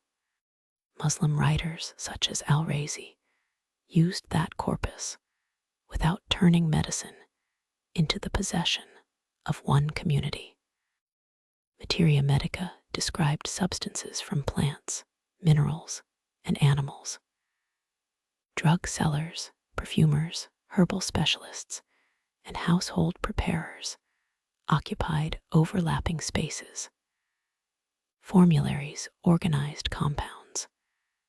Market inspection attempted to limit adulteration, though a regulation's existence does not prove perfect compliance.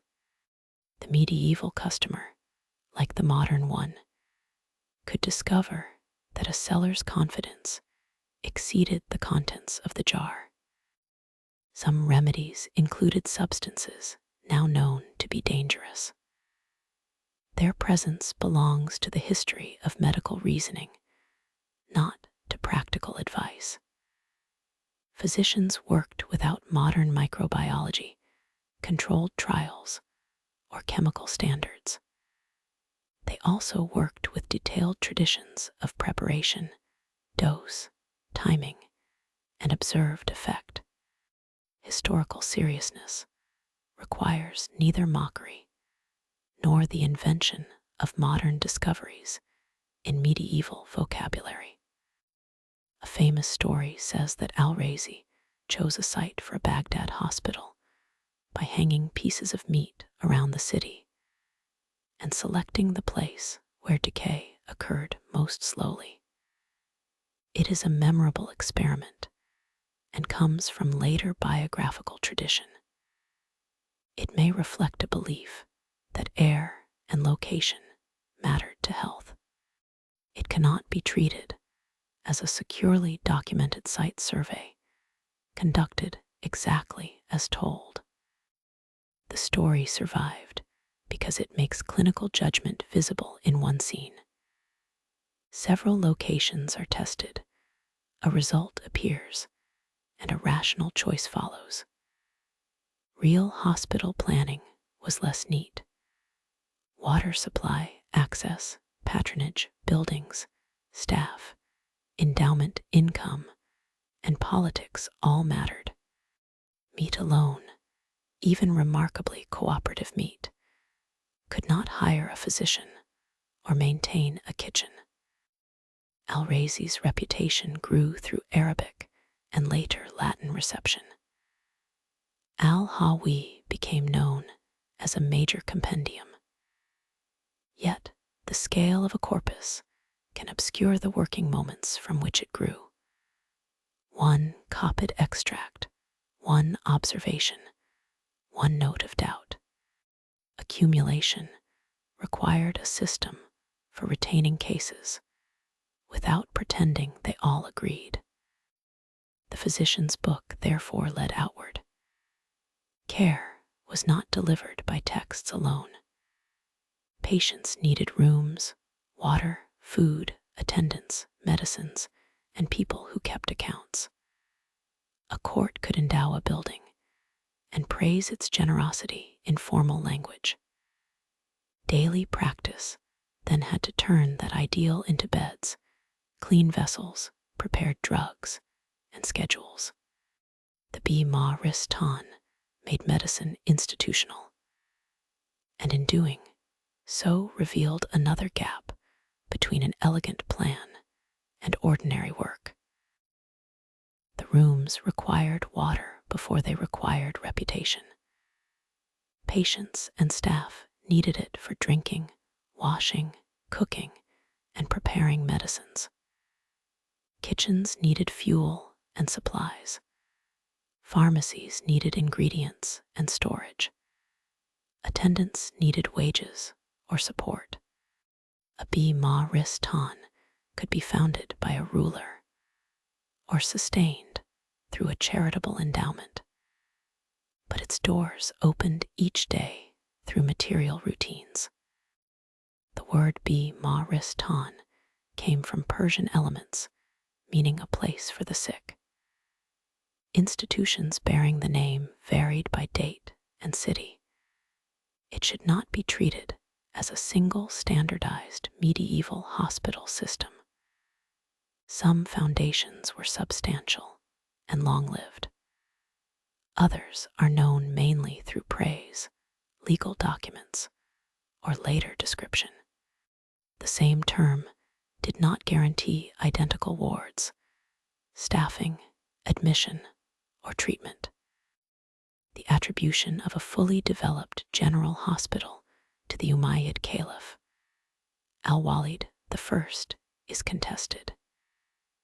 The evidence may concern support or confinement for people with particular illnesses or disabilities, rather than the modern institution often imagined.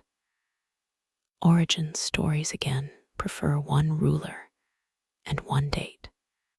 Institutional history generally arrives carrying several keys and no reliable label for the first door. Better documented examples include the Adudi Hospital in late 10th century Baghdad, the Nuri Hospital in 12th century Damascus, and the Mansouri Hospital in 13th century Cairo. Their dates alone show that the Islamic hospital cannot be described from one timeless floor plan. Political settings, endowments, and medical communities changed. Accounts mention physicians, attendants, pharmacies, kitchens, water, beds, and opportunities for teaching. A foundation could display a ruler's care for subjects and religious commitment to charity. Endowed revenue attempted to continue support beyond the founder's life.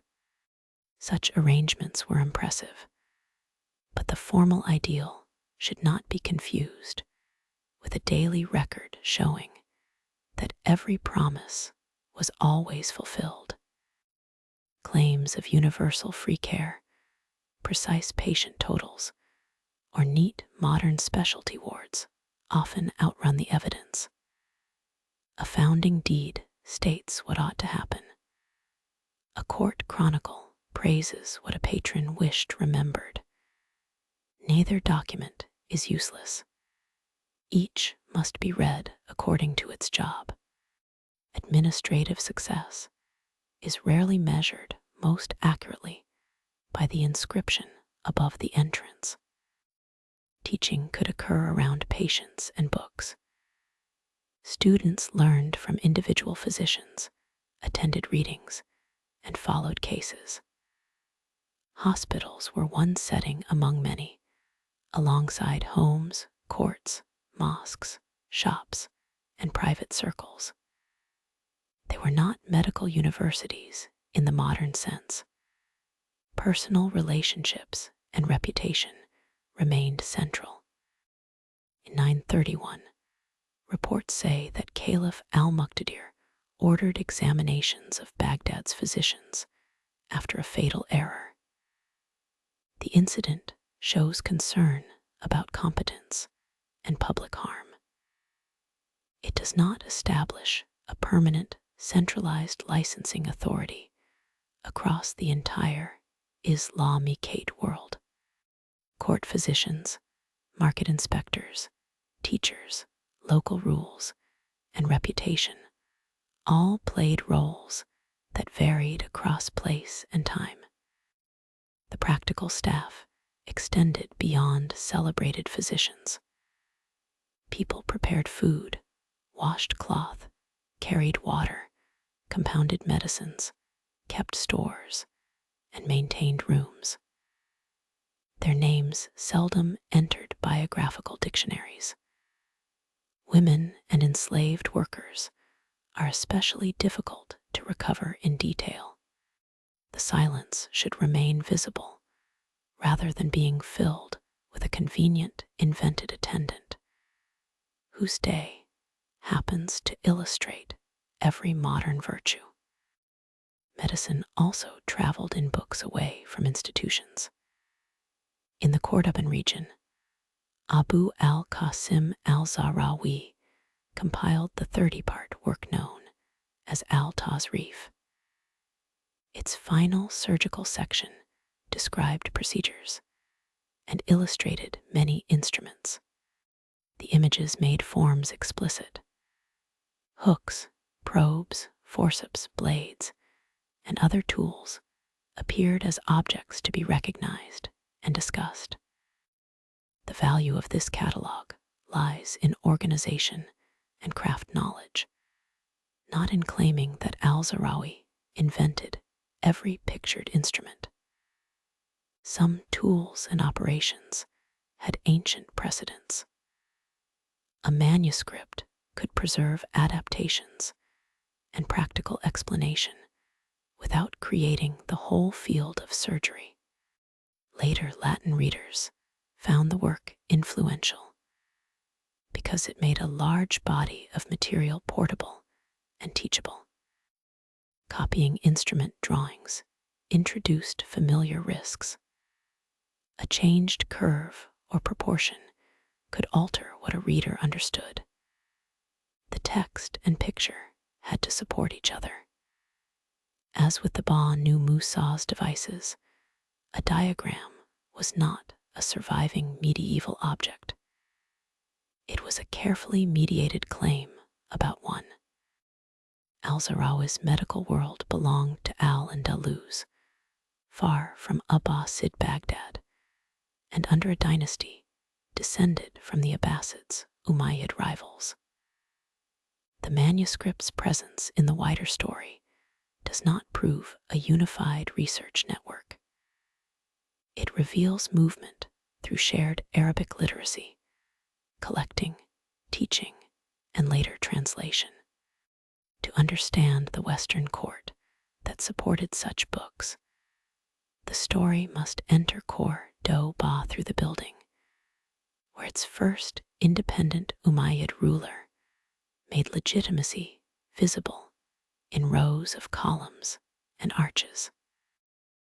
The Western manuscript belonged to a political world created by an Eastern defeat. When the Abbasids overthrew the Umayyads in 750, one Umayyad survivor, Abd al-Rahman I, eventually crossed into Al-Andalus. In 756, he established an independent emirate at Cordoba. He did not claim the caliphal title, but he no longer accepted Abbasid political control. Muslim-led forces had entered Iberia in 711. The territory later called Al-Andalus developed through conquest, settlement, alliance, negotiation, and recurring conflict. It was not transformed in one instant. Muslim, Christian, and Jewish communities lived within changing legal and political arrangements. Arabic spread, while Latin-derived speech, Hebrew, and other languages continued. Abd al-Rahman began Cordoba's congregational mosque in the late 8th century. The project drew upon available materials, including reused Roman and Visigothic columns and capitals. Those pieces brought older buildings into a new sacred and political setting. Reuse was practical, but it also made the mosque a structure assembled from several historical layers from its beginning. The early prayer hall became known for double tiers of arches. Lower horseshoe arches helped tie the columns together, while upper arches carried greater height. Alternating pale and reddish voussoirs produced a strong rhythm. The effect was not the work of one frozen design. Later rulers extended and altered the building, each addition placing another reign into its fabric. Abd al-Rahman II enlarged the mosque. Al-Haytham II later added richly treated spaces, domes, mosaics, inscriptions, and a celebrated mihrab area. The building directed prayer toward Mecca, while also expressing the Umayyad court's claims to religious and political authority. Architecture did several jobs at once, as important architecture tends to do, while insisting that it is merely standing there. The Cordoban strongman known as al-Mansur expanded the mosque eastward near the end of the 10th century. He was not al-Mansur, the Abbasid caliph who founded Baghdad. Medieval names have no obligation to reduce confusion for later narration. This Western al-Mansur exercised power for the caliph Hisham II and used building, warfare, and court control to shape legitimacy. Successive expansions altered circulation and balance. Reused supports gave way to newly made ones in later phases. Decorative programs connected Cordoba to wider Mediterranean traditions and to the resources of its own workshops. Mosaics and carved surfaces involved artisans whose mobility and training are harder to trace than the rulers who commissioned them. The mosque did not make Cordoba a branch of Baghdad. The two cities belonged to rival dynastic histories. Their connection lay in wider Arabic language exchange, trade, travel, religious scholarship, books, and techniques. A text could move between them even when their rulers made competing claims. Shared learning did not require shared government. Cordoba became one of the largest and wealthiest cities in Western Europe, but exact population totals are insecure. Popular lists of hundreds of thousands of houses, dozens of public libraries, and miles of universally lit streets exceed what can be established. Grandeur does not improve when supplied with invented municipal statistics. The surviving mosque and excavated palace city already offer material evidence without numerical decoration.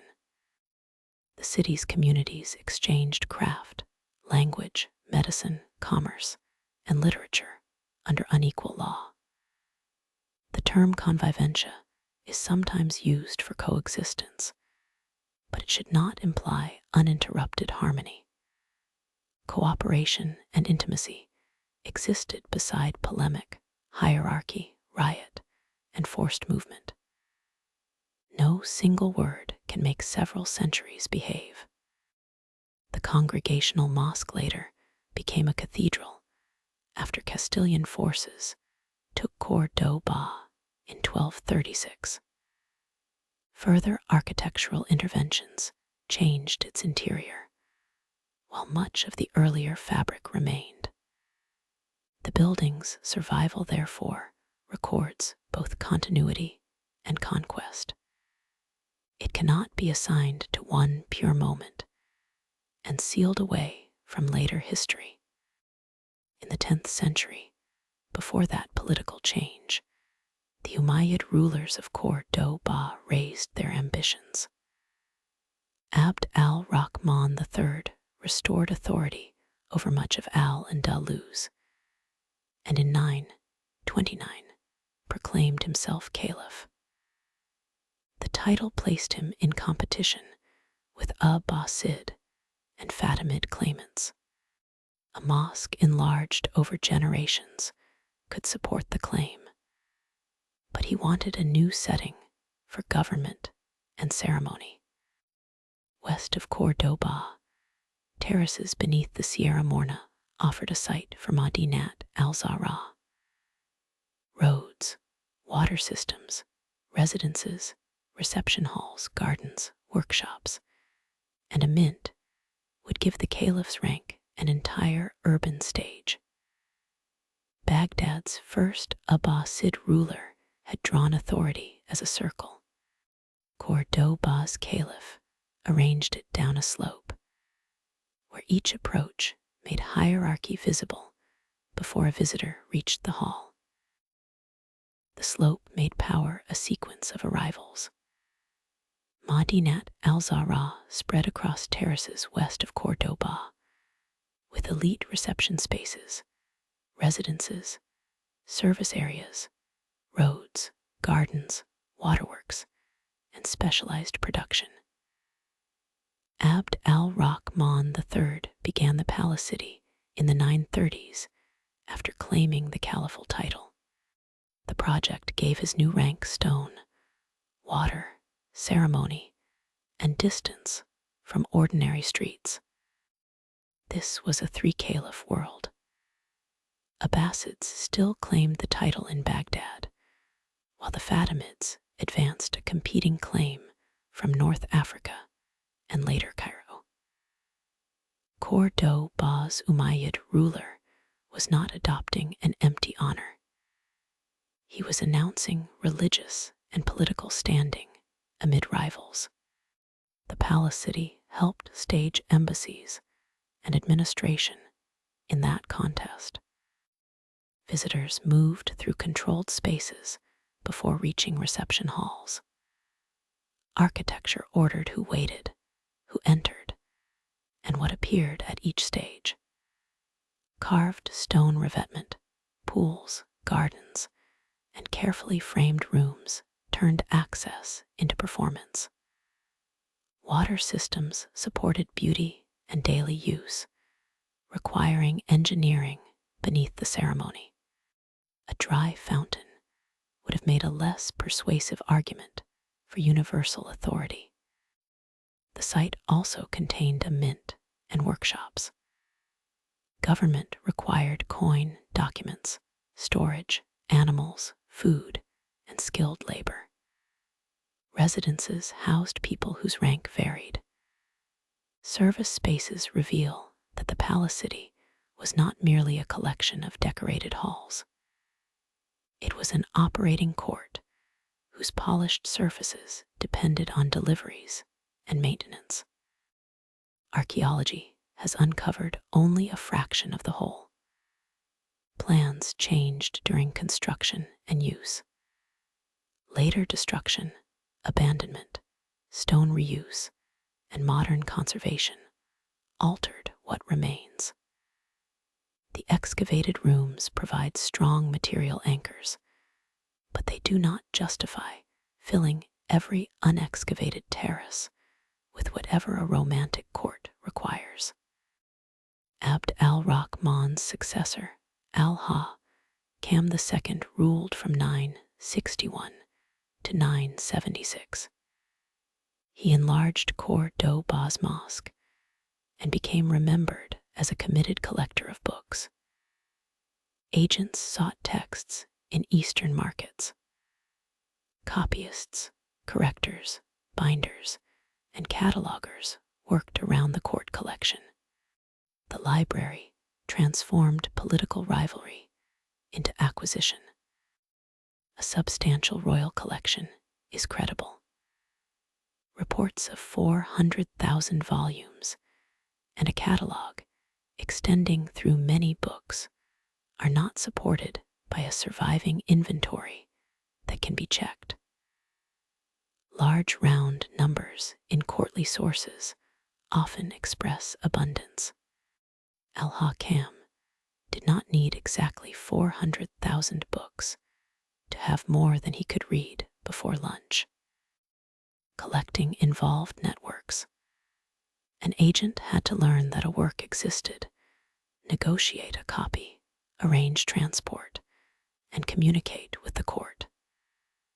An Eastern text arriving in Cordoba might be copied locally. Bindings and script gave it a new material setting. A library's prestige came not only from owning famous works, but from showing that the ruler could reach distant markets. The labor of women in Cordoban book culture appears in later reports, but precise claims about hundreds of copyists in one suburb require source-specific caution. Learned women and female scribes existed in the broader record. The gaps do not permit an exact workforce to be reconstructed for al-Haytham's rooms. Absence should not become erasure, and desire for representation should not become an invented payroll. The court collection probably included religious, legal, literary, historical, medical, mathematical, and philosophical works. Categories important to later controversies were not always separated as modern readers expect. A book's presence did not mean official approval of every proposition. Courts collect partly because disagreement itself has prestige. Madinat al-Zahra and the library depended on a stable political order and concentrated revenue. Their splendor can make that stability look permanent. It was not. Muhammad ibn Abi Amir, the Western al-Mansur, eventually exercised de facto power, while Hisham II remained caliph. Reports say al-Mansur purged parts of al-Haytham's collection to gain religious legitimacy, especially works considered suspect. The scope of any destruction cannot be securely measured. The report is plausible as political theater. A ruler can demonstrate orthodoxy by selecting books for condemnation, just as a predecessor demonstrated cultivation by collecting them. Yet, later philosophical and scientific activity in Al-Andalus shows that no gesture erased whole fields. Manuscripts existed in multiple copies and collections. A royal shelf was important without being the only shelf. The palace city itself was more vulnerable. Political struggle at Cordoba turned into civil war in the early 11th century. Madinat al-Zahra was plundered and abandoned. Carved stone traveled into later buildings. Books, officials, and craftsmen dispersed. The terraces that had ordered approach to one caliph became a field of fragments, while power broke into smaller courts across Al-Andalus. The fragments did not arrange themselves into a clean decline. Civil war, called Fitna in the sources, began in 1009 and tore apart the Cordoban Caliphate. Rival claimants and military forces struggled for authority. In 1031, the Caliphate was formally abolished. Madinat al-Zahra had already lost the court, whose ceremonies once made every terrace meaningful. The political consequences were severe. Communities faced violence, displacement, taxation, and insecurity. The account can remain sober without turning the conflict into battle scenes. What matters for the history of knowledge is that a concentrated courtly order broke apart, carrying books and people into a different map. Numerous Taifa kingdoms emerged. Their rulers competed through warfare, tribute, diplomacy, architecture, poetry, and patronage. Political fragmentation weakened collective defense, while multiplying courts that sought talented writers and scholars. A poet or physician might find a new patron. The opportunity came with the risk that another small dynasty would soon be defeated or absorbed. Culture did not flourish because war was beneficial. It continued because people adapted and rulers used patronage in competition. The distinction matters. Displaced manuscripts can spread learning, while their owners experience genuine loss. A court can sponsor brilliant work and make disastrous political choices before the ink is dry. Maslama al-Majriti had worked in late 10th century Cordoba on mathematics and astronomy. He is associated with adapting astronomical tables for Western use. Later occult works were also attached to his name, but attribution is contested.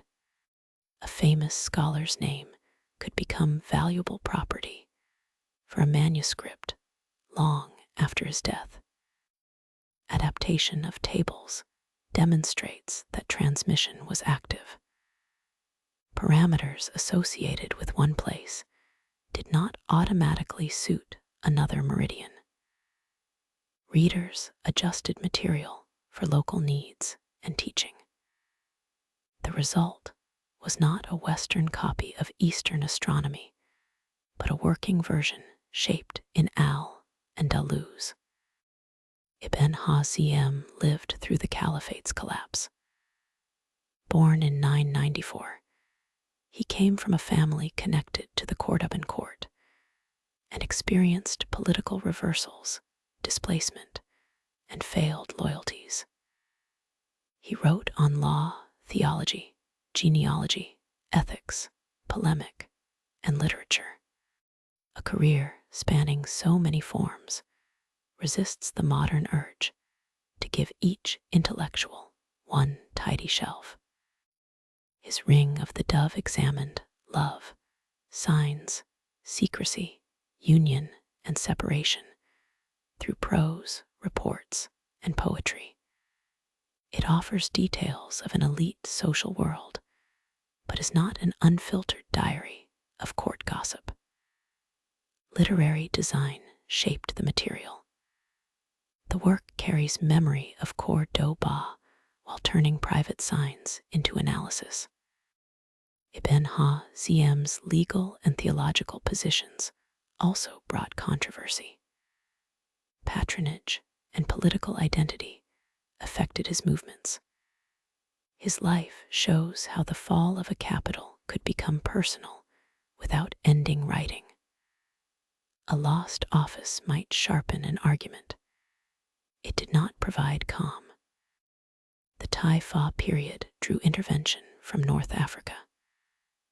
Almoravid rule, and later, Almo had power connected Al-Andalus more tightly to regions across the strait. These dynasties changed patronage, law, and political pressure. They also created routes along which scholars and books moved between Iberia and North Africa. Interfaith life shifted with regime and locality. Muslim, Christian, and Jewish communities shared Arabic intellectual culture and practical exchange, but they did not live in uninterrupted equality. Polemic, legal hierarchy, violence, and coercive policies existed alongside collaboration. The word conviventia cannot settle these variations. It can only begin a conversation that immediately requires qualifications. Al-Zahrawi's medical compilation survived beyond the political order in which it formed. Astronomical tables moved. Poetry remembered lost courts. Architectural fragments from Madinat al-Zahra entered other buildings. The fall of the caliphate redistributed objects faster than it erased them. Movement was not unique to the Western world. Eastern scholars also crossed courts, sometimes by choice, and sometimes because rulers changed around them. Books could be more portable than institutions, though not lighter than anxiety. In the 11th century, Ibn Sina and al-Biruni built enormous bodies of work while navigating political centers far from any single golden capital. Their careers carry the story away from Cordoba's fractured court and toward knowledge designed to travel. Knowledge designed to travel often took the form of arrangement. Ibn Sina, known in Latin as Avicenna, wrote the Canon of Medicine as a 5-book structure capable of holding a vast medical inheritance. General principles came first. Simple drugs, diseases associated with particular parts of the body, conditions not confined to one organ, and compound medicines followed in an order readers could teach and discuss. Ibn Sina was born in 980 near Bukhara and worked under changing political conditions before his death in 1037. His career moved among patrons and offices. He wrote medicine, philosophy, logic, and natural inquiry while negotiating the demands of rulers. The image of a tranquil sage completing books in one protected library does not fit a life repeatedly rearranged by politics. The canon's power came partly from portability. It organized principles and materials into sections that could support instruction and commentary. Later readers did not use it unchanged everywhere for 500 years. They interpreted, disputed, abridged, expanded, and translated it. Longevity is not the absence of change. It is often the result of a work being structured well enough to survive change. The book drew upon Galenic medicine and the Arabic medical tradition that translators and compilers had developed. It also imposed Ibn Sina's own system. A simple drug could be described by qualities and effects within inherited theory. Diseases could be classified according to the body's organization. The framework did not contain germ theory or every modern diagnosis waiting to be discovered by generous hindsight. At roughly the same broad period, Abu Rayhan al-Biruni pursued a different range of questions. Born in Khwarizm in 973, he lived through changes of rule and later worked in Ghazna. His writings addressed chronology, astronomy, mathematical geography, minerals, pharmacology, and India. Movement under powerful patrons gave access and imposed constraints. Al-Biruni compared calendars and systems of time because communities counted years differently. Chronology required language, religious history, astronomy, and patient conversion. A date meaningful in one tradition could become a problem in another. His work treated difference as something to investigate rather than smooth away. His study of India drew upon encounters, texts, and linguistic effort under the difficult conditions of Ghaznavid expansion. It should not be imagined as modern neutral fieldwork free from conquest. Yet, it attempted extensive description of learned traditions and concepts. Al-Biruni knew that translation across intellectual worlds required more than replacing names. In mathematical geography, he explored ways to estimate locations and the Earth's dimensions.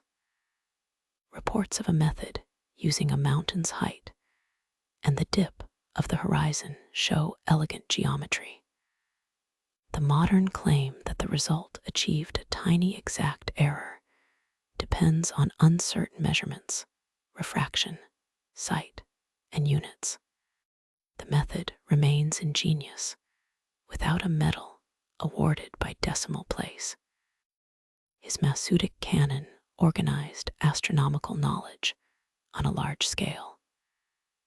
A manuscript witness preserves the work through later material history, not as the untouched paper from al-Biruni's own hand. Like Ibn Sina's canon, the title suggests comprehensive order. Both works made accumulation navigable, the one centered medicine and the other astronomy. Farther west and later, al-Razi worked for the Norman ruler Roger II in Sicily. He completed a geographical work in 1154 using travel reports and earlier knowledge. Its sectional maps placed south at the top according to one mapping convention. Orientation on a page does not reveal confusion about direction. North has no natural claim to the upper margin. Sicily's court brought Arabic geographic learning into a Christian royal setting. Political and religious boundaries did not prevent patronage, though they shaped it. Al-Razi's work joined descriptive text to mapped sections, requiring reports from travelers to become organized space. As always, the quality of a route depended on the person who had traveled it and the compiler who decided what to trust. Ibn Sina, al-Biruni, and al-Razi did not belong to one institution or even one century-long program. Their careers show knowledge being assembled under very different rulers. Each relied on earlier materials and transformed them through structure, criticism, or comparison. Their books traveled more easily than their authors. Mapping the earth eventually narrowed to a more intimate problem of geometry. In Cairo, Ibn al-Haytham considered how light reaches the eye. A small opening in a dark space could separate rays. Mirrors and refraction created measurable behavior. The horizon had offered al-Biruni an angle from which to infer a larger world. The dark room offered Ibn al-Haytham a beam from which to question the act of seeing itself. The beam entering a dark space did not need to carry an image for modern photography. It needed to show that light traveled along lines that could be analyzed. Ibn al-Haytham's Book of Optics joined geometry, observation, inherited anatomy, reflection, and refraction in a sustained reconsideration of vision. Earlier theories had often treated sight as something sent outward from the eye or combined emission with other accounts. Ibn al-Haytham argued that vision resulted from light reaching the eye from visible objects. The direction mattered. It changed how geometrical rays, brightness, and the structure of perception could be understood. He arranged observations with mirrors, apertures, straight rays, and changing conditions. A narrow opening could isolate the path of light. Reflections obeyed geometrical relations. Refraction required attention to changes across media. Such work did not amount to the complete modern scientific method, a universal title often bestowed upon him long after the fact. It was a remarkable program within medieval mathematics and natural philosophy. His anatomy retained inherited errors. His explanations mixed strong geometrical arguments with the medical understanding available at the time. This combination is more instructive than perfection. A thinker can correct one major theory while carrying another mistake forward. Knowledge advances in uneven rooms. Ibn al-Haytham spent substantial time in Cairo under Fatimid rule. Later biographies tell dramatic stories about his proposal to control the Nile and his confinement, but details vary and should not be polished into a secure personal drama. His surviving optical work gives firmer ground than a theatrical portrait of feigned madness. The questions raised by optics belonged to a wider philosophical culture called falsafa, formed through engagement with Greek traditions in Arabic. Al-Kindi, al-Farabi, Ibn Sina, and later Ibn Rushd did not constitute one school with one doctrine. They disagreed about intellect, causality, prophecy, creation, politics, and the reach of demonstration. Al-Kindi had written across philosophy, mathematics, music, medicine, and optics in the Baghdadi world of translation patronage. Al-Farabi explored logic, the classification of sciences, music, politics, and intellect. Ibn Sina, the mobile physician whose canon organized medicine, developed a metaphysical and psychological system with influence far beyond medical writing.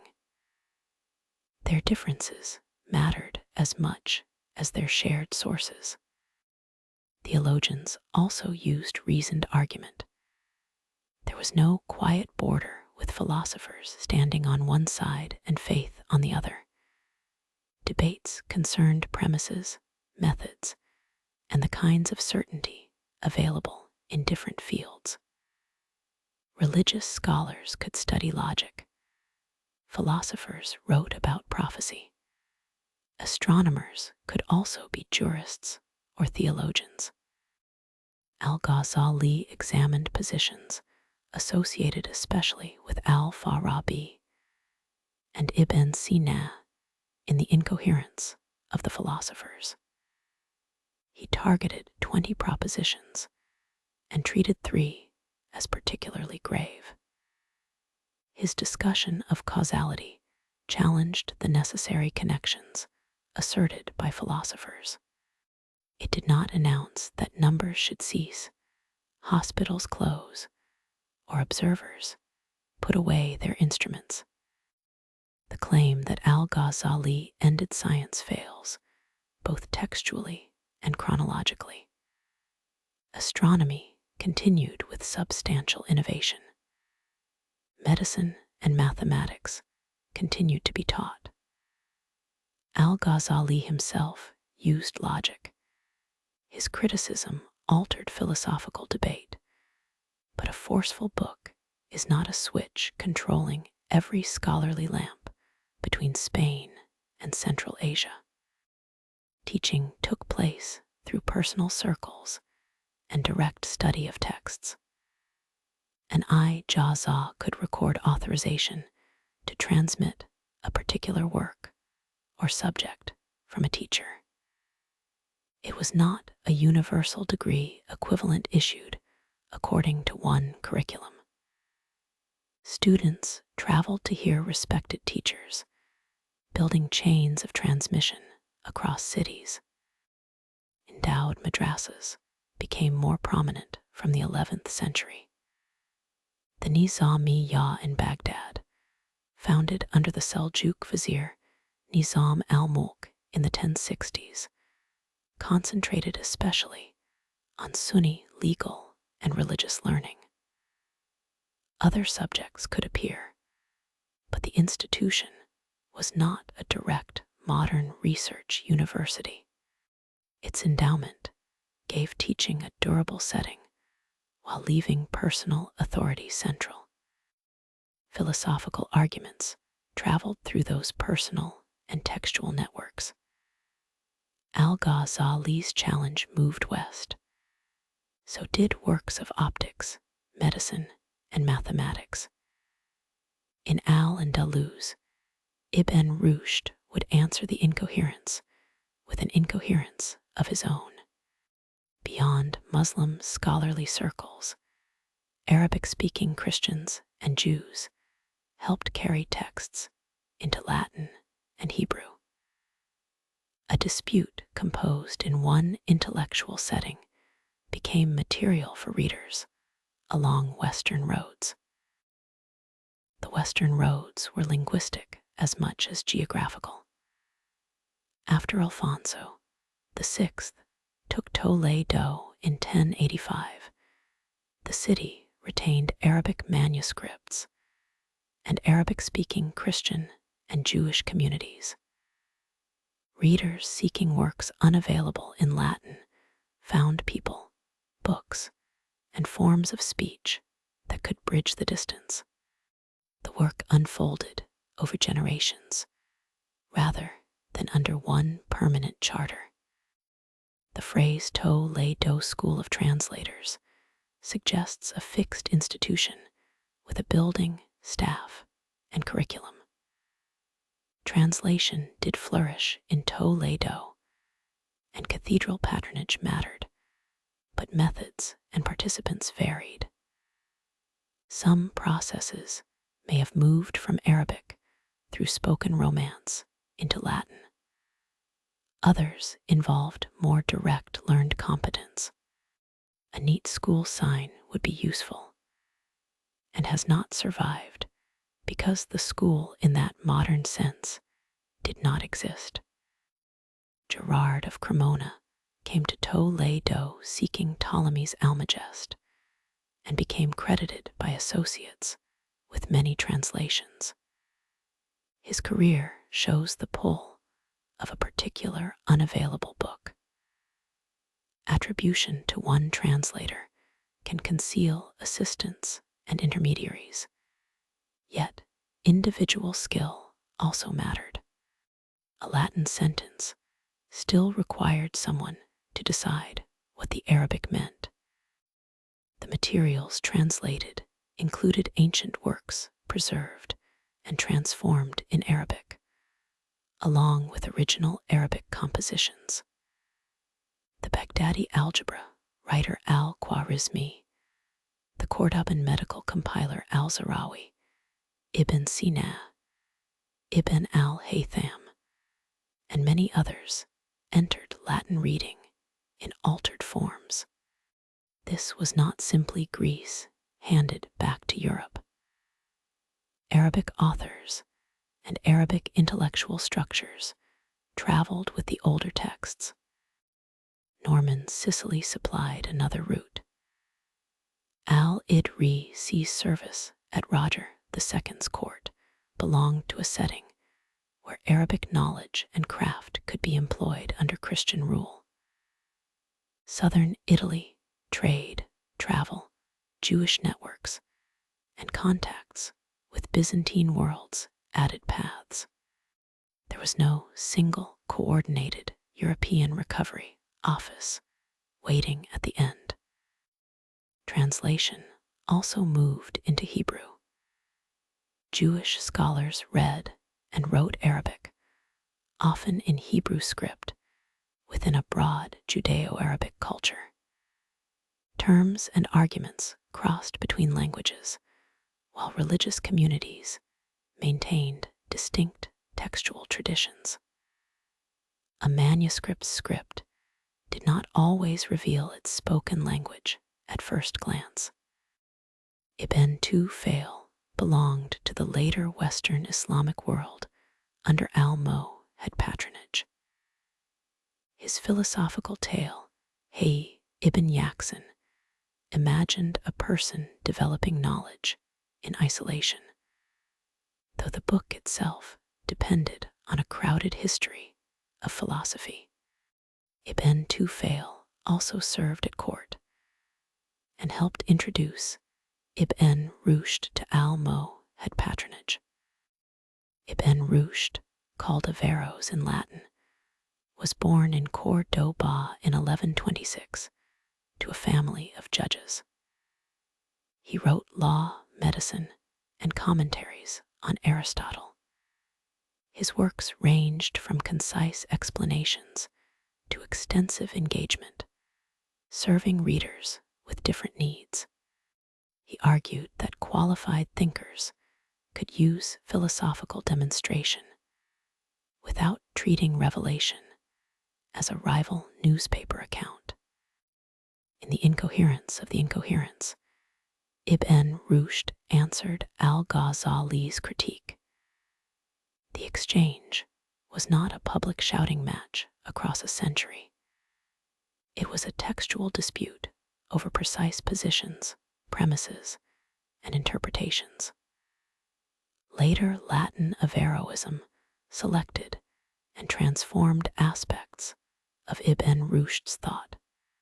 It should not be mistaken for his entire position. Court favor did not protect him permanently. Ibn Rushd experienced a period of disgrace before partial restoration. Accounts of sweeping book burnings around him require caution, but controversy and political vulnerability were real. A commentator on reason still depended upon rulers whose reasons could change. Moses Maimonides was also born in 12th century Cordoba. His family left amid al-Mo'had expansion and coercive religious policies, eventually reaching Egypt after years of movement. He wrote Jewish law and philosophy and practiced medicine, working within Hebrew and Judeo-Arabic settings, calling his whole life the product of tolerant Cordoba erases exile, and every city that followed. Ibn Rushd and Maimonides reveal both exchange and pressure. Arabic connected major Muslim and Jewish thinkers, but legal equality did not follow. Patronage could support intellectual work, and political doctrine could force a family to move. Coexistence was neither paradise nor permanent war. It was a changing arrangement, lived under particular rulers. By the 13th century, books associated with Baghdad, Cordoba, Cairo, Toledo, Sicily, and many other centers occupied dispersed collections.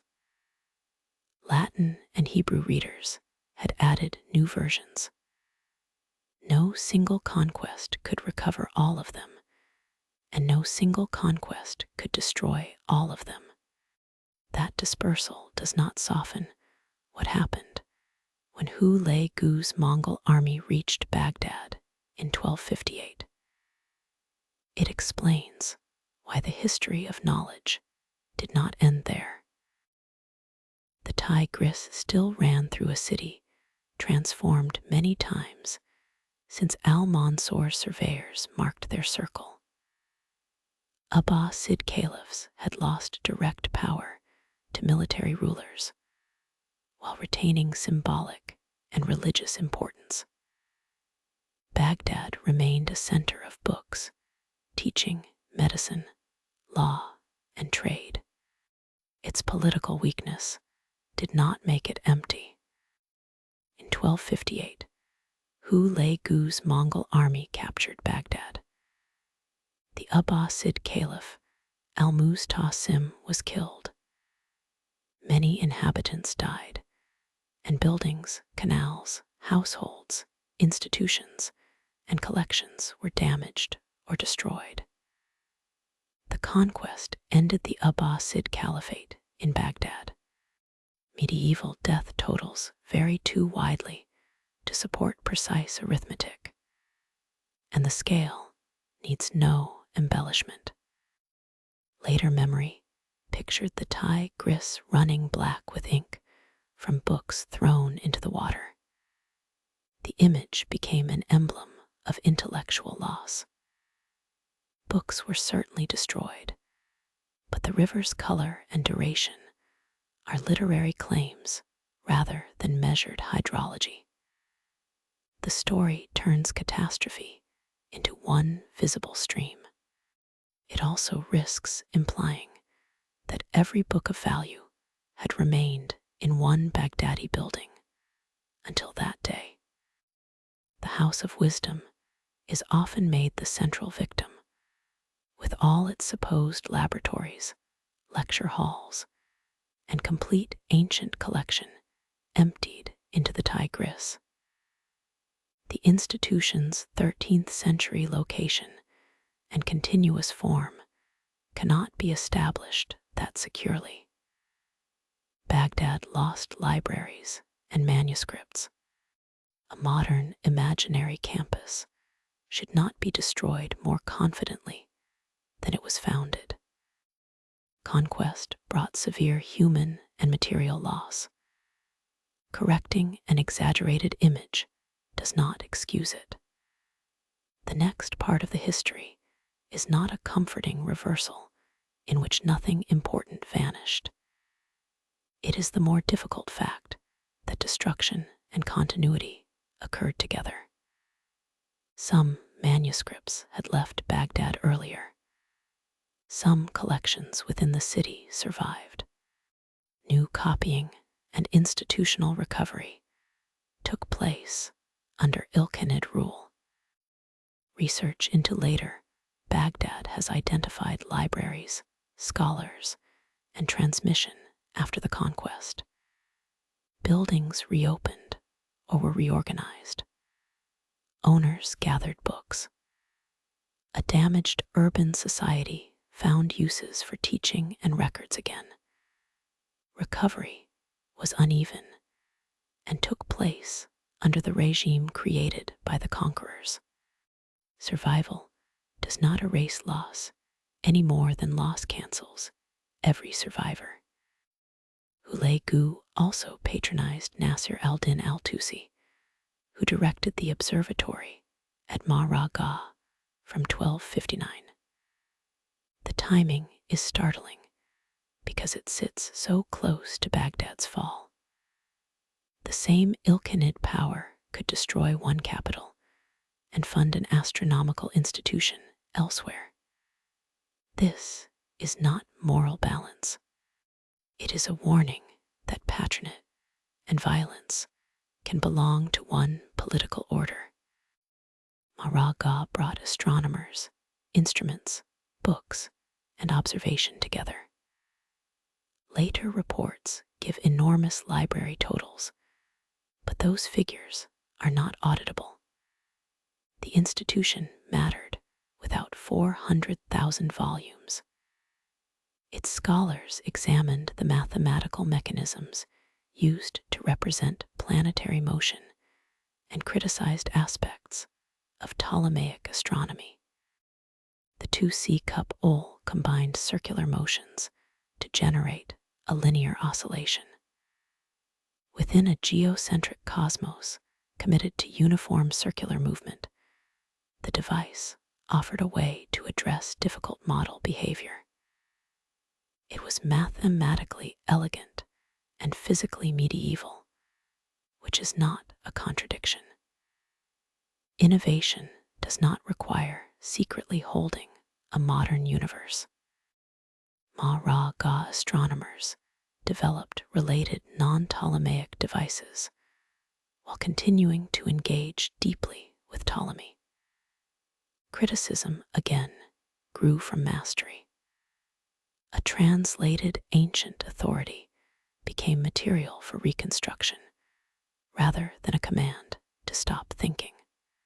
Later astronomy in Damascus, including work by Ibn al-Shatir, confirms that sophisticated model building continued well after 1258. Some mathematical devices in later European astronomy resemble those developed in the Islamic tradition. The 2C cup ol appears in forms connected with Copernicus. Similarity is demonstrable. A complete documentary route by which a particular manuscript reached a particular reader is not. The open question invites transmission research, not a confident accusation of plagiarism. Astronomy also continued in Cairo, Damascus, and later Samarkand. Political centers shifted. Institutions changed their sources of support. Commentaries, tables, and teaching extended practices that older histories sometimes dismissed as decline because they did not fit a story of isolated heroic invention. Recalculation and critique can look quiet while changing a field. At Maragha, an astronomer could copy a revised diagram onto paper made by processes already centuries old in the region. The lines might later be copied again, altered, annotated, or translated. Its survival would depend less on the ruler named in a chronicle than on repeated readers who found the geometry worth preserving. After the armies moved on, the diagram began its slower journey. The revised diagram entered no guaranteed future. A student might copy it beside a teacher, leaving a small correction in the margin. Another manuscript might place the figure at a different angle. A later copyist could misunderstand one line and produce a shape that no longer worked. Survival kept a work available, but it did not keep it still. Paper, once made from sorted and beaten fibers, aged according to its materials and rooms. Damp stained pages. Insects removed small passages with impartial appetite. Bindings loosened. An owner repaired an edge or replaced a cover. A book that lasted for centuries did so through periods of care separated by periods of luck. Many surviving scientific manuscripts are later than the authors whose names they bear. They are not forgeries merely because the original page is gone. Copying was the ordinary means of continuation. A later witness can preserve an early text while also carrying scribal errors, commentary, new diagrams, and signs of different use. The manuscript is both a window and another historical room. Books moved through Cairo and Damascus after Baghdad's conquest. Astronomical work continued in Maragha and its intellectual descendants, then in centers such as Samarkand. Medical and philosophical texts circulated in Arabic, Persian, Hebrew, and Latin settings, each receiving tradition selected parts, supplied explanations, and asked new questions. Translation into Latin and Hebrew did not drain the Arabic tradition of its contents, nor did continued Arabic commentary mean that nothing new occurred. A commentary could reorganize an argument, solve a difficulty, or fit a work into teaching. The modern preference for spectacular firsts has often made maintenance and correction look secondary. A long intellectual life is mostly made from supposedly secondary acts. Ibn al-Nadim's Fihrist, the Baghdadi catalogue from the 10th century, preserves titles of books now lost. Other works, absent from his list, survive elsewhere. No catalogue can record everything, and no surviving shelf represents the whole culture that made it.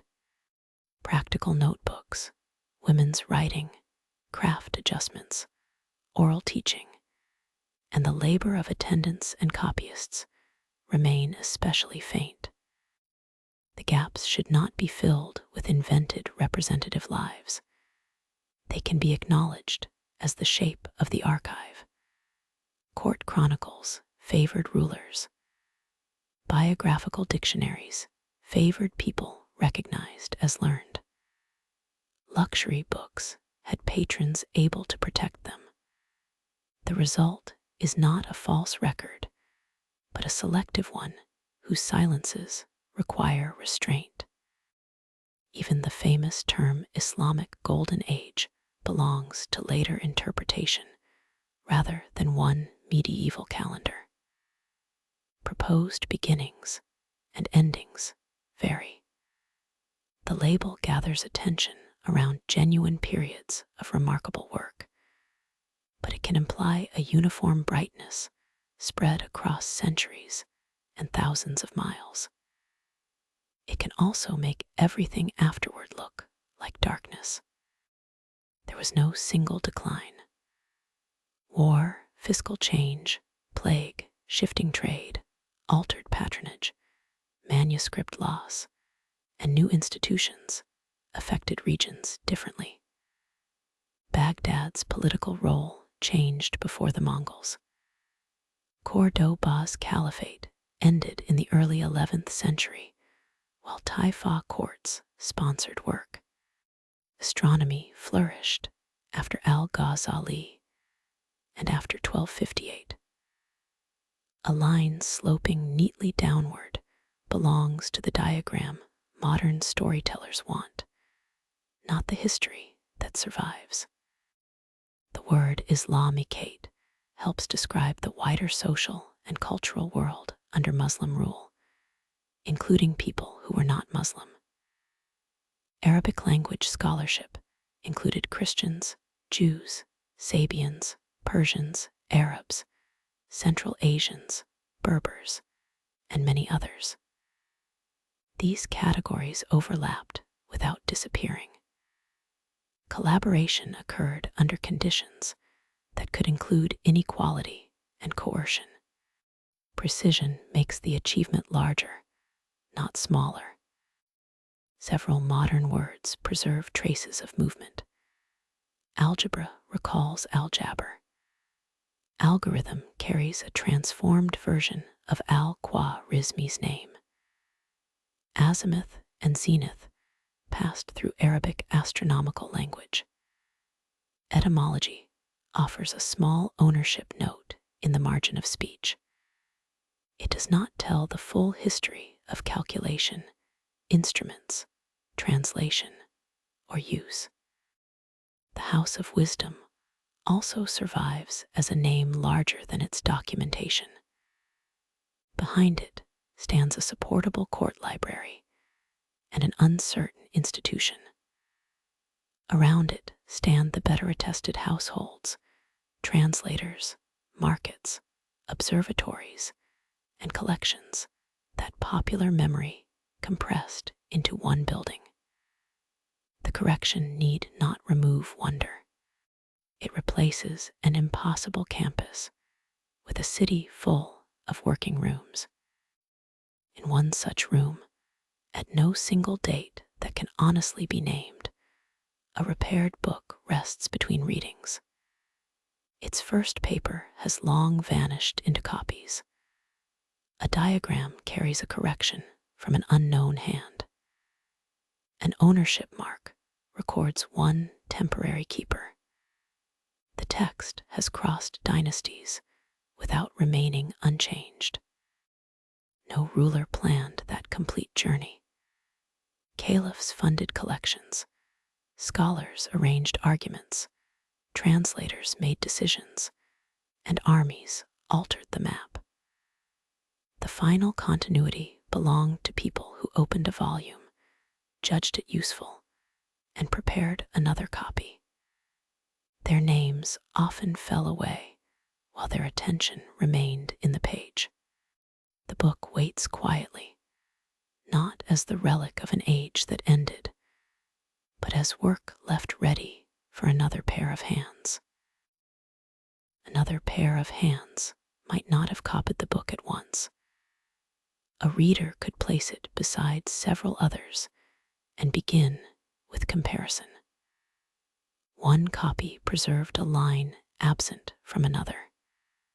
A table carried a different value. A diagram placed its center slightly farther to the left. The next act of survival was sometimes a pause long enough to notice that manuscripts disagreed. The disagreement did not always have a clear solution. An early copy might contain an old error. A late copy might preserve a reading closer to the missing original. Age alone could not decide. Script, vocabulary, ownership, citations, and relations among copies all offered clues. The work of sorting them belonged to readers long before modern textual scholarship gave the process formal names. A teacher could read a passage aloud while students followed their own pages. When a sentence differed, the copies could be checked. A note in the margin recorded a correction or an alternative. The room itself became a temporary meeting place for several branches of a text. Once the students left, their manuscripts carried the result into separate futures. This kind of teaching remained personal. A respected scholar authorized transmission of a work or subject through an ijazah, a written permission tied to a teacher and learner. The document was not a universal diploma. Its meaning came from the people, text, and chain named within it. Another teacher might offer a different chain. Education grew through overlapping relationships rather than one ministry's list of approved credentials. Travel in search of teachers connected cities even when political authorities did not.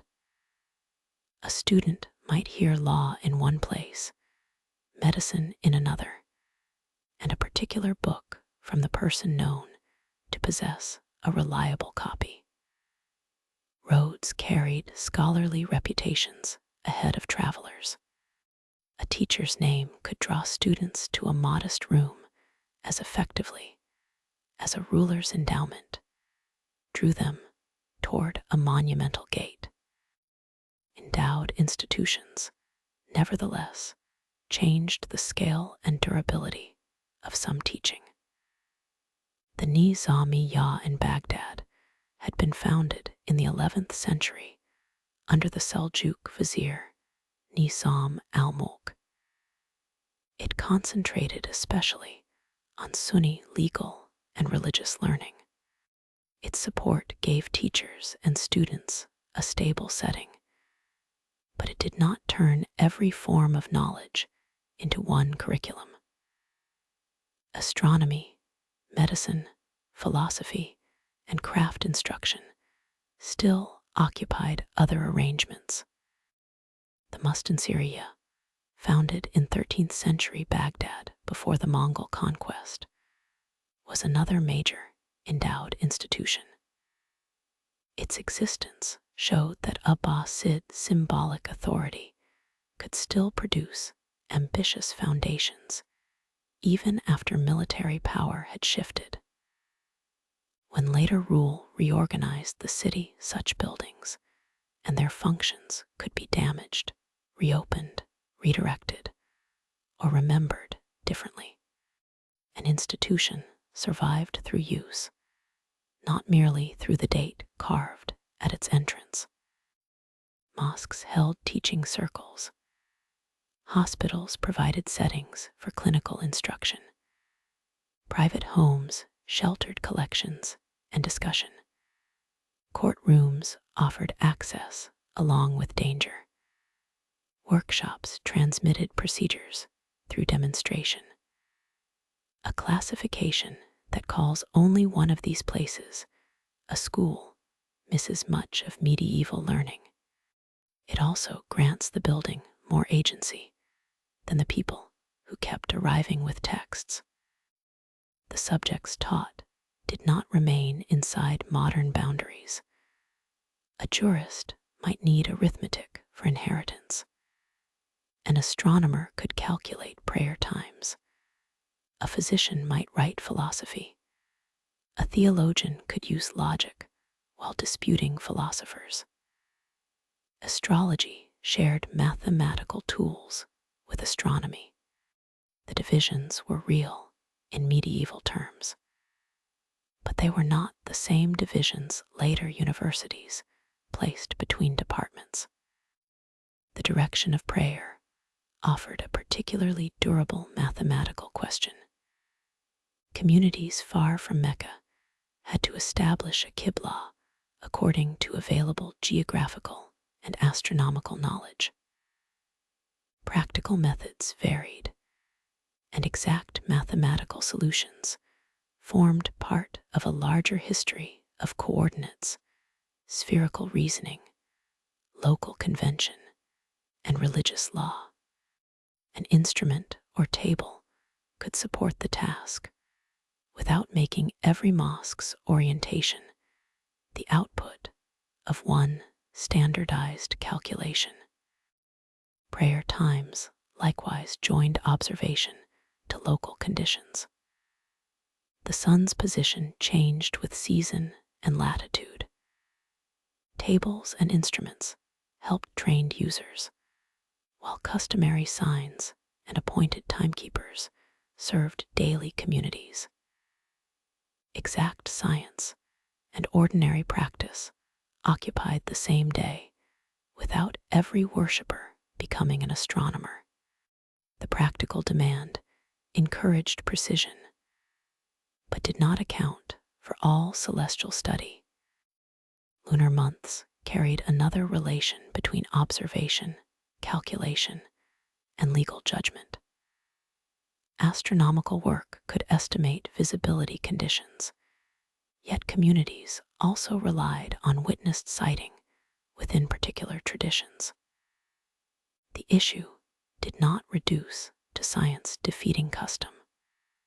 It concerned what counted as evidence for a religious act and who possessed authority to accept it. These recurring needs gave tables reasons to be copied. A local user could adjust information for place and calendar. Margins accumulated notes about an era, a meridian, or a teaching example.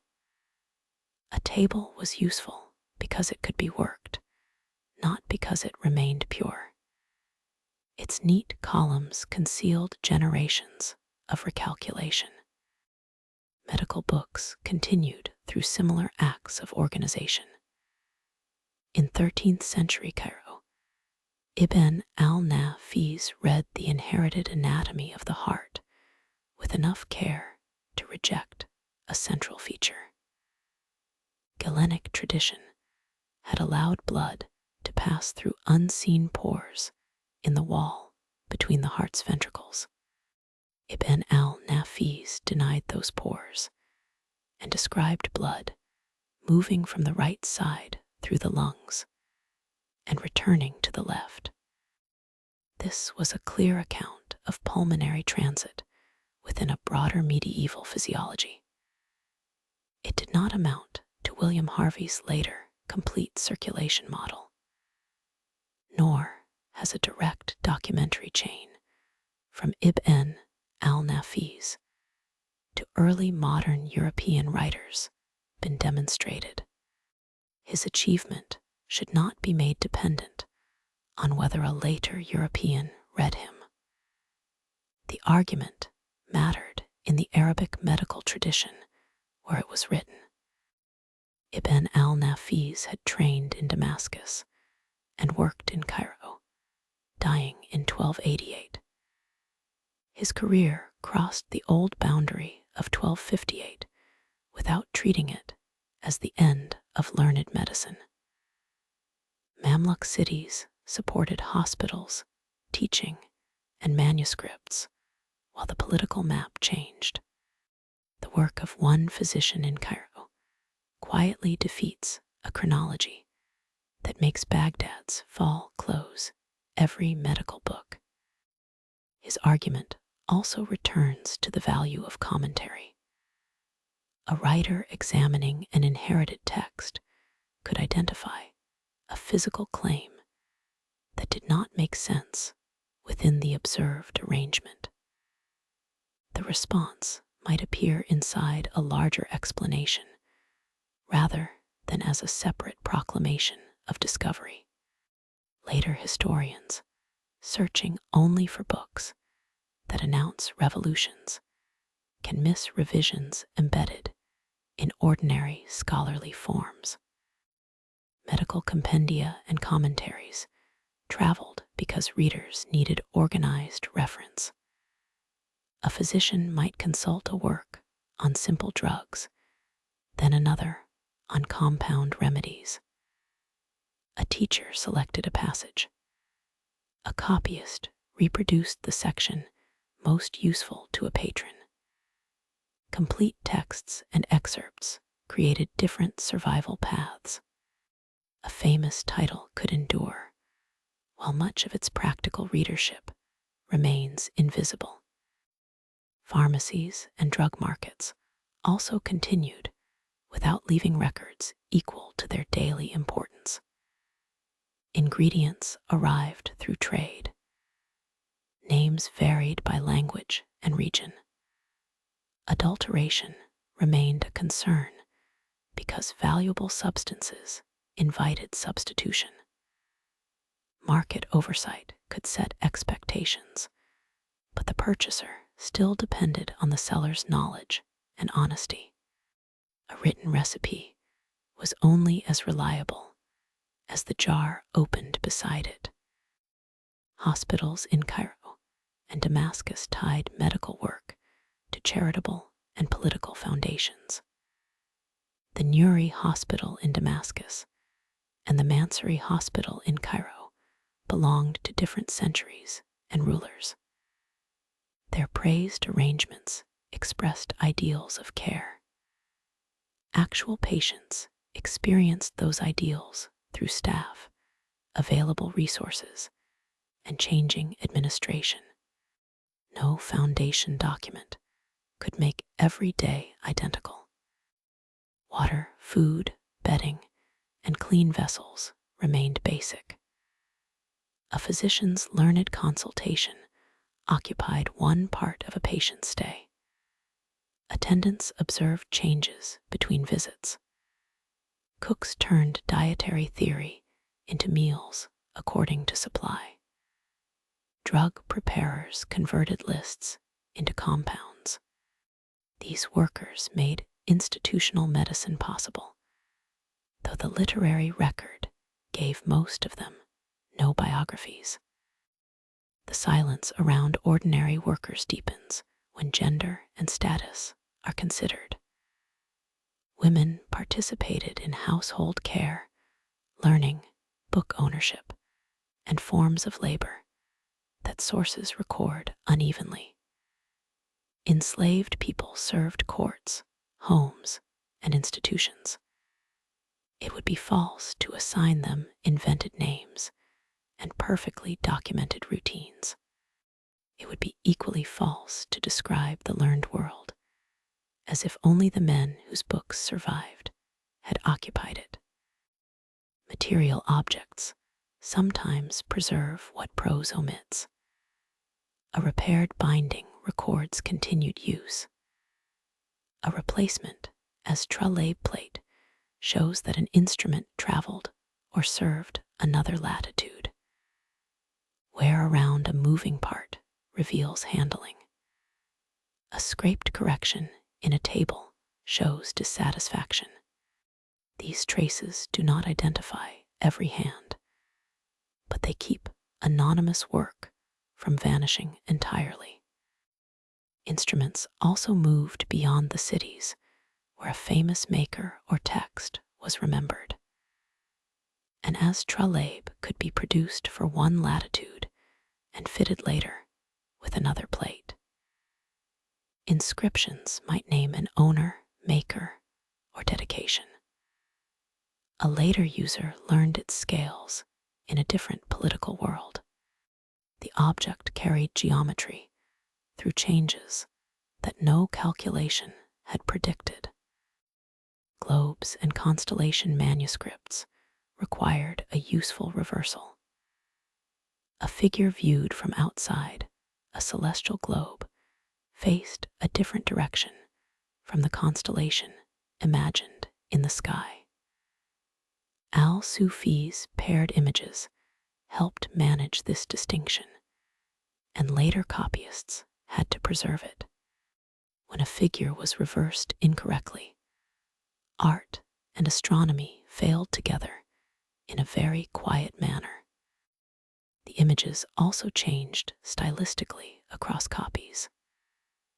Clothing, posture, line, and decoration could reflect a later workshop, even when stellar positions derived from an older text.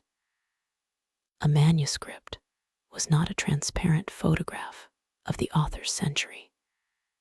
It was an object made at the time of copying, carrying earlier content through contemporary hands. Geographical maps behaved in the same way. Al-Razi's sectional mapping tradition arranged places according to inherited coordinates, reports, and convention. A copyist reproduced coastlines and labels while potentially altering both. South, at the top, belonged to an orientation choice, not an upside-down world. Every map asks its page to make a sphere obedient, and the page always negotiates. Travel reports supplied material that no compiler could personally verify in full. Distances, routes, climates, products, and peoples reached the desk through intermediaries. A careful geographer compared accounts and earlier texts. Court interests shaped which regions mattered. Error did not make the entire project worthless. It revealed the limits of assembling a world from testimony. Chronology presented a related challenge. Al-Biruni compared calendars whose starting points, months, and rules differed. Converting one date into another required more than arithmetic when the traditions counted time through different historical and religious events. A table could align years, while an explanation preserved why the systems were not simply interchangeable. His work on India also confronted concepts that resisted easy translation. A familiar Arabic term might suggest an equivalence that the source tradition did not accept. Description required learning enough to recognize false resemblance. The task was not free from the political force surrounding his movement.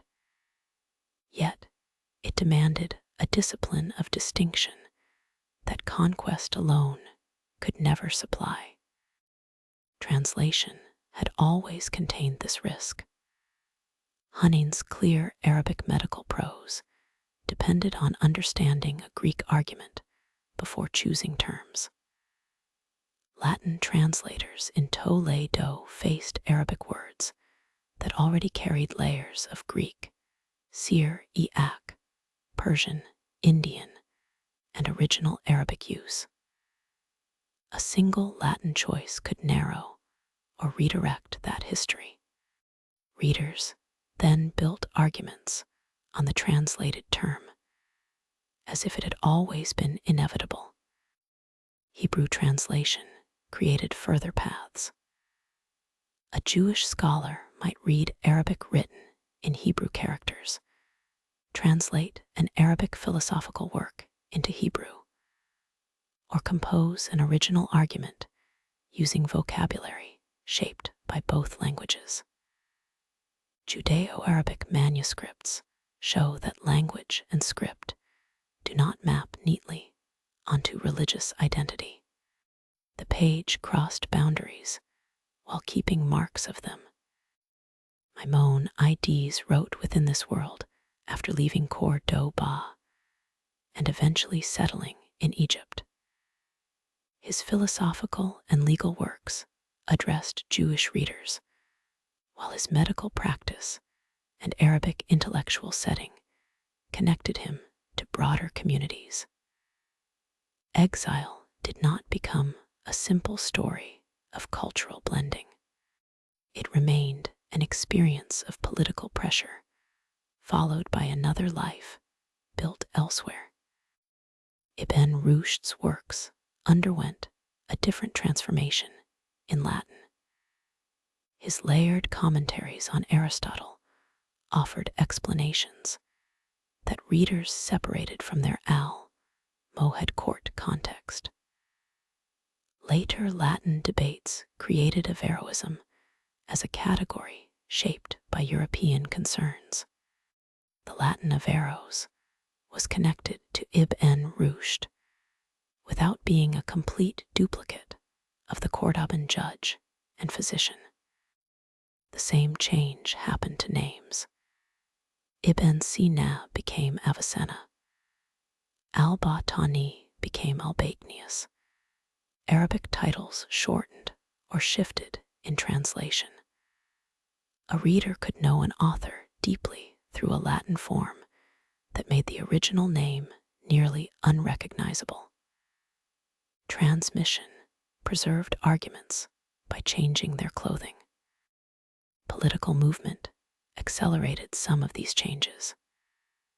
Toledo's conquest altered patronage and access, while leaving Arabic-speaking communities and books in place. Cordoba's conquest in 1236 turned its congregational mosque into a cathedral and changed property, institutions, and communal life.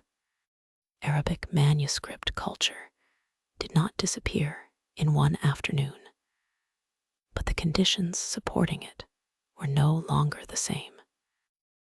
North African dynasties linked Al and Dalus to cities and courts across the strait. Scholars moved under al-Moravid and al-Mohad rule. Some gained patronage. Others encountered doctrinal pressure. Maimonides' family left in this setting.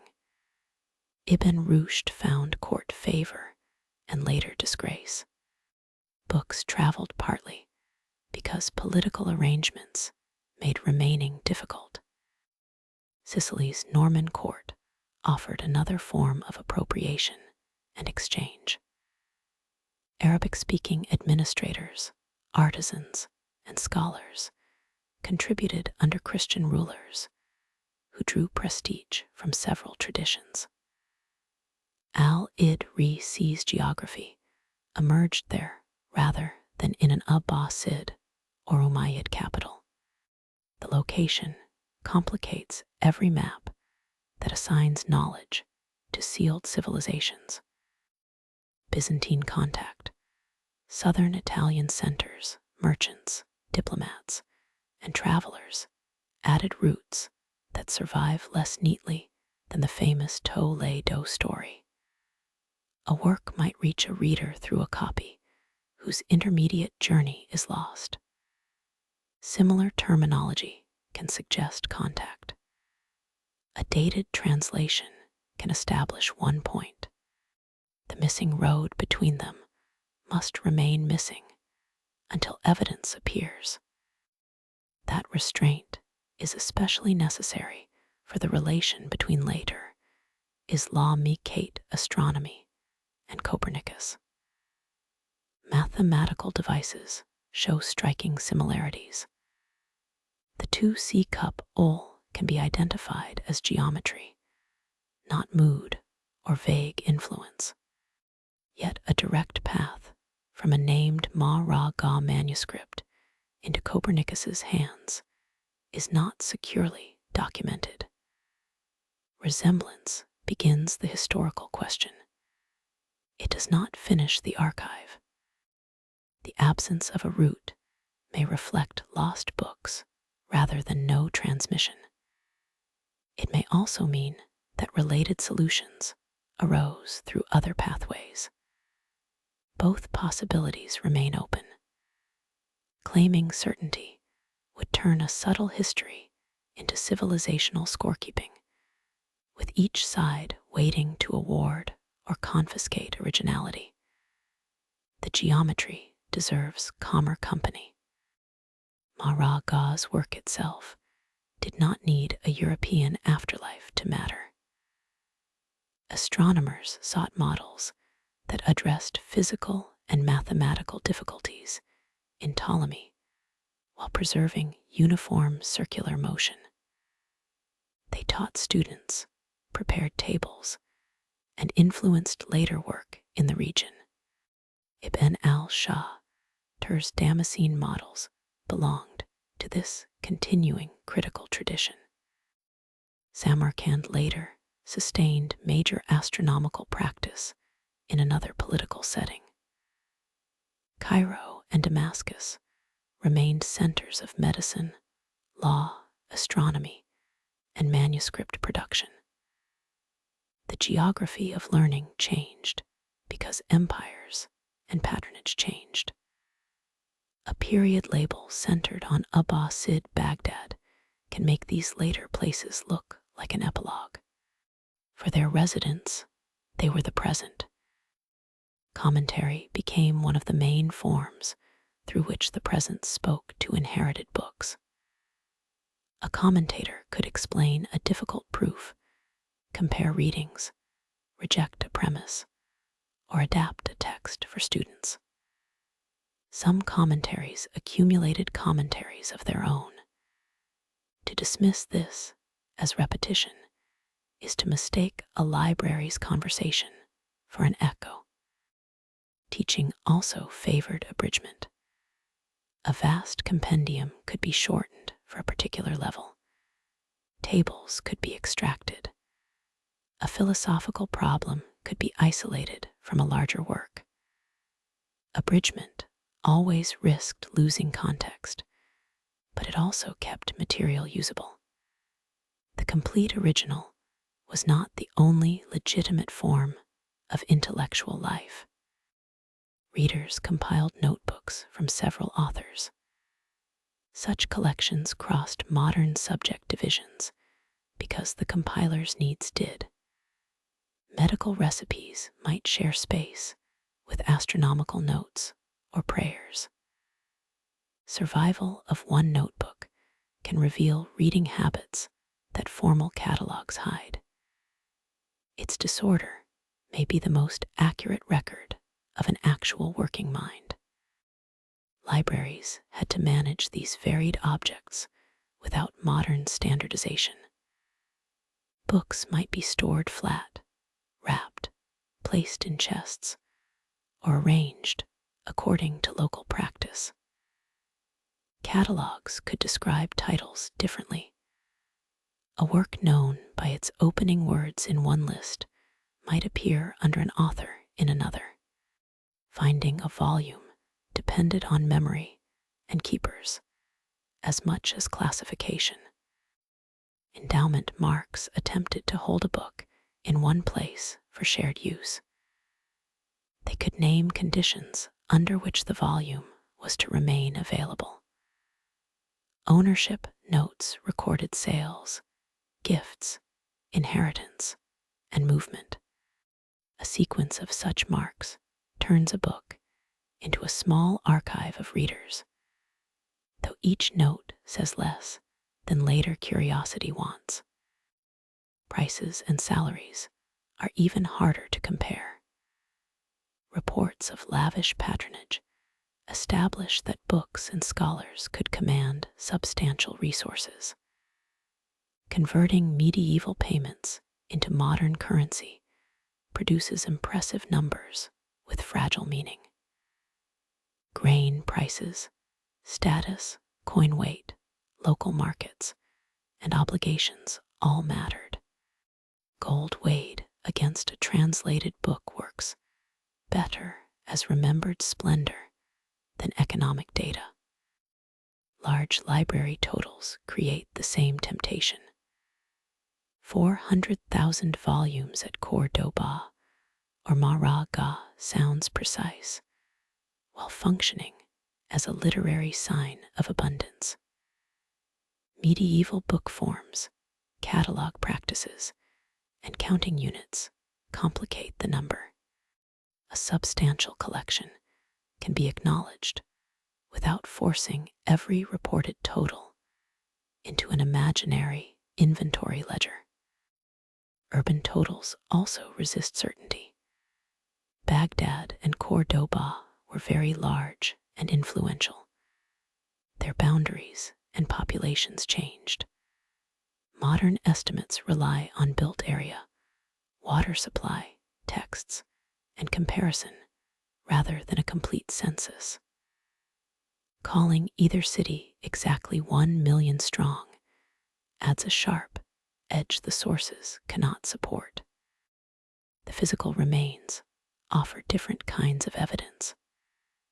Cordoba's mosque preserves additions through stone, arches, mosaics, and altered space. Madinat al-Zahra preserves excavated rooms, roads, waterworks, and fragments, while most of the site remains unknown. Baghdad's round city survives chiefly in texts and later reconstruction. Each place permits a different degree of confidence. Literary sources have their own architecture. Court chronicles magnify rulers and victories. Biographical dictionaries preserve careers while shaping them into examples. Polemics sharpen opponents into convenient errors. Foundation documents describe intended generosity. Catalogs arrange what one compiler knew. Reading each source according to its purpose keeps its information useful without demanding innocence from it. Anecdotes often survive because they solve complexity in one scene. Al-Mamun dreams of Aristotle, and translation receives a beginning. Al-Razi hangs meat, and hospital planning becomes an experiment. Chinese prisoners leave talas, and paper acquires a birthday. The scenes may illuminate later memory. They become dangerous only when their memorable shape replaces the slower evidence. Other anecdotes fade because they are too uncertain to carry even that weight. Abbas ibn Firnas was remembered in connection with a flight attempt in al-Andalus, but the documentation is late and changing. Modern retellings supply a glider, a duration, and exact injuries with greater confidence than the sources allow. His place as a court poet and maker or demonstrator of instruments is itself filtered through literary accounts. Omitting a doubtful spectacle does not make the age less inventive. The surviving astrolabes, hydraulic diagrams, astronomical tables, medical compilations, optical arguments, buildings, and maps provide ample material. Wonder does not require every attractive story to pass inspection. It generally survives the loss of a flying courtier. The people of these centuries did not call their world an Islamic Golden Age and wait for its ending. They named reigns, cities, dynasties, teachers, and disasters. A physician in Cairo after 1258 did not practice in an aftermath merely because a later periodization centered Baghdad. A copyist in 14th century Damascus did not know that an old textbook had placed decline above the desk. Period labels remain useful when held lightly. They gather a broad history for narration and make related questions easier to find. They fail when they turn varied societies into one civilization with a single brightness setting. The Islamic world extended across regions, whose political and intellectual rhythms did not rise and fall together. Arabic served as a major learned language across much of that world, but it never made every writer Arab. Persian, Syriac, Hebrew, Greek, Sanskrit, and local languages participated in its texts and settings. A Christian translator, Sabian mathematician, Jewish philosopher, Persian secretary, Berber ruler, or Arab poet cannot be reduced to one adjective without losing the relation that made the work possible. Islamic institutions and questions remained central within this wider culture. Mosques, law, theology, charitable endowments, prayer, pilgrimage, and caliphal legitimacy shaped patronage and inquiry. The term Islamicate broadens the social field without removing Islam from it. It simply prevents every Arabic medical page from being treated as a confession of faith by its writer. Civilizational comparisons often ask who possessed knowledge first and who later received it. The manuscripts tell a less orderly story. Greek works moved through Syriac and Arabic. Indian calculations entered new tables. Persian administrative and literary traditions shaped courts. Arabic works moved into Latin and Hebrew. Every stage selected, corrected, misunderstood, and invented. Preservation was one achievement among many. A text that survives through translation has been preserved, but the translation also changes vocabulary and readership. A commentary keeps an argument present while adding another. An observation corrects a parameter. An instrument gives geometry a metal body. None of these acts is merely storage. Loss remained constant beside them. Flood, fire, insects, political confiscation, war, doctrinal pressure, and simple neglect removed works.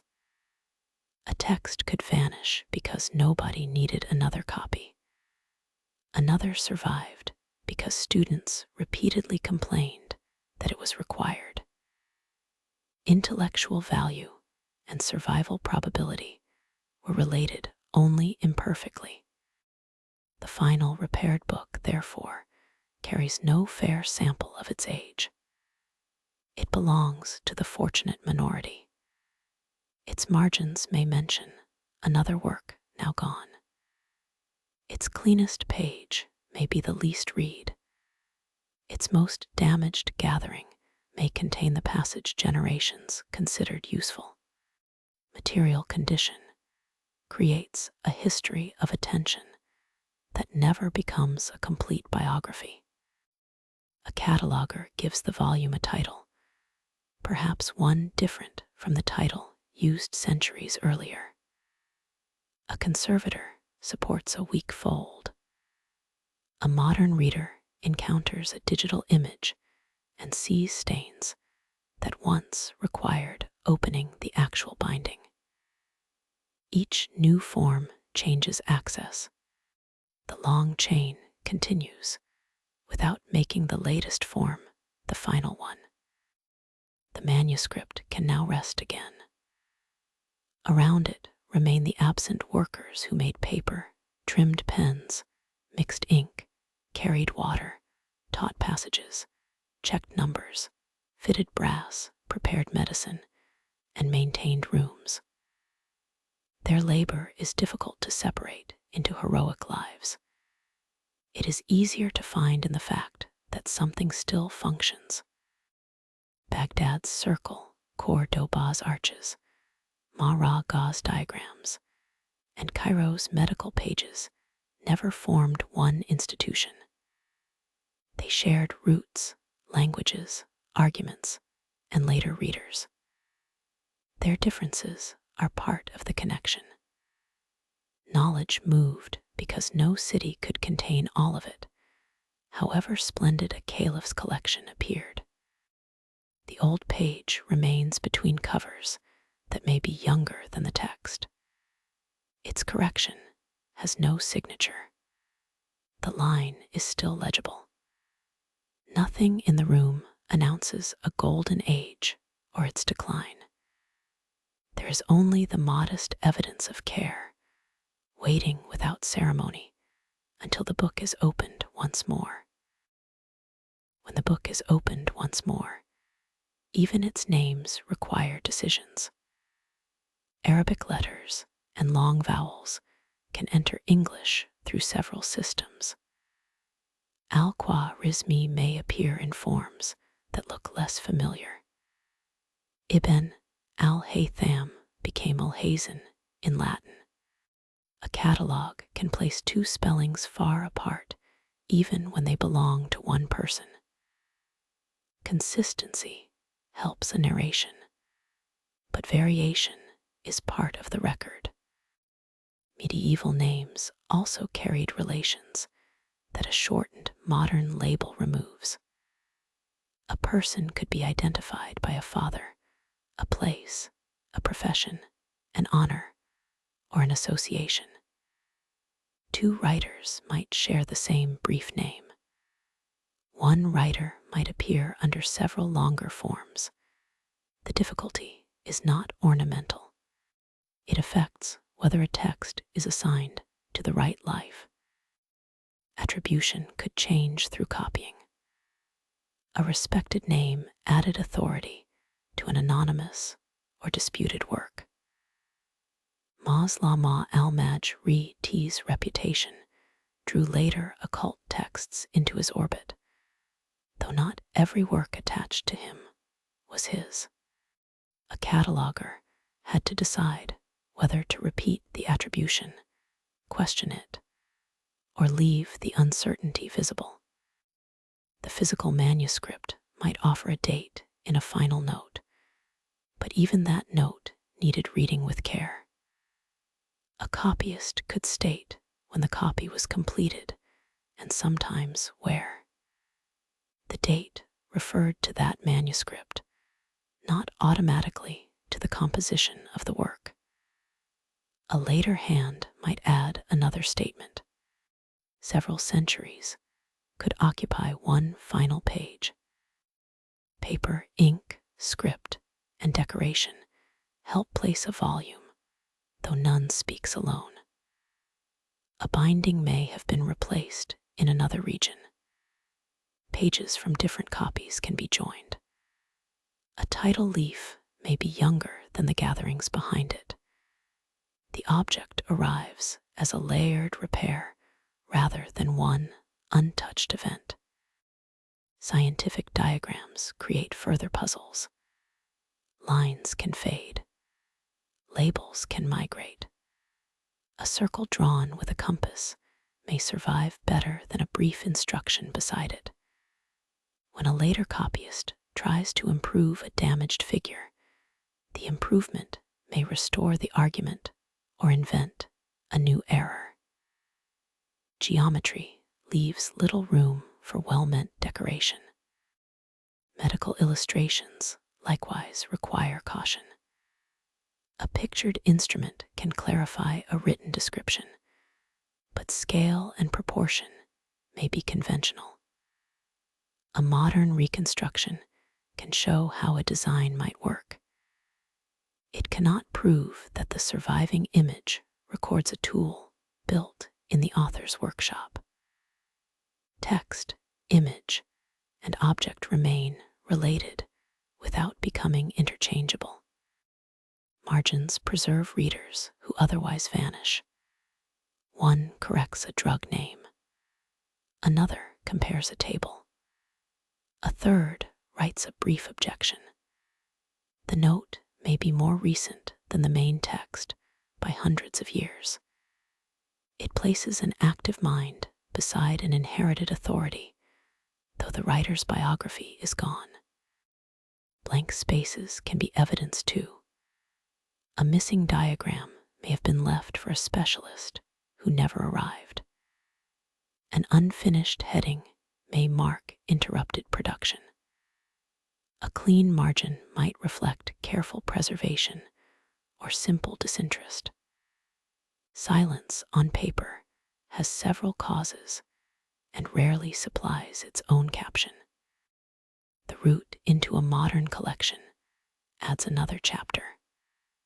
A manuscript could be purchased, donated, inherited, removed during colonial collecting, or dispersed from an older library. Catalog records sometimes preserve part of this movement and omit the rest.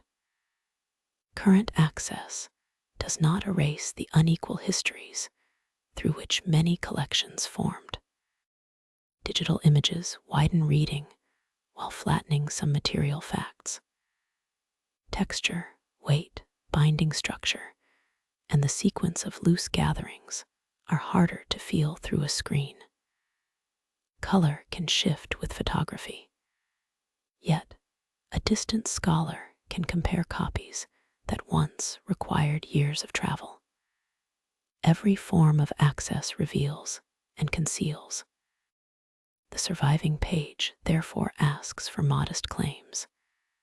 A date can be secure, while motive remains unknown. A diagram can demonstrate a mathematical relation, while its transmission route is missing. A court chronicle can establish patronage while exaggerating magnificence. Evidence becomes strongest when each piece is asked to do only the job it can perform. This restraint changes the familiar stories without draining them. Baghdad was extraordinary without an invented population. Cordoba held a major collection without an audited total. Translators did difficult, well-supported work without routinely receiving a manuscript's literal weight in gold. Al-Razi observed carefully without inventing every principle later medicine values. Al-Khwarizmi organized algebra without creating all calculation from nothing. Al-Zarawi made surgical knowledge explicit without inventing every instrument. Ibn al-Haytham transformed optics without standing alone as the first scientist. Al-Ghazali disputed philosophers without closing the observatories. Exact language leaves every achievement substantial enough to survive the removal of a slogan. The same precision protects the people who disagreed with one another. Philosophers were not one party. Theologians were not another. Christian translators shared projects with Muslim patrons without becoming socially equal in every respect. Jewish writers participated in Arabic culture without dissolving Jewish intellectual life. Cooperation becomes more human when difference remains present. Courts also lose their simple role. A caliph could fund measurement and enforce doctrine. A conqueror's regime could destroy Baghdad and support Maragha. A Cordoban ruler could collect books, while another sought legitimacy through a purge. Patronage made work possible and placed it near unstable power. Markets offered another kind of durability. A stationer did not need to approve a book's argument to sell or copy it. Demand could keep an opponent's text in circulation. Private collections preserved works outside royal rooms. Endowments attached volumes to institutions. Dispersal, so often a sign of political loss, sometimes gave a text more than one chance to remain. The history of this long period is therefore less like a torch passed cleanly between civilizations than a set of lamps maintained in separate rooms. Some went out. Others were relit with altered fuel. Light crossed doorways, but so did smoke, confusion, and bills for oil. No single keeper controlled the building because there was no single building. Even the house of wisdom becomes clearer in this softer light. A caliphal treasury and library can be respected for what the evidence supports.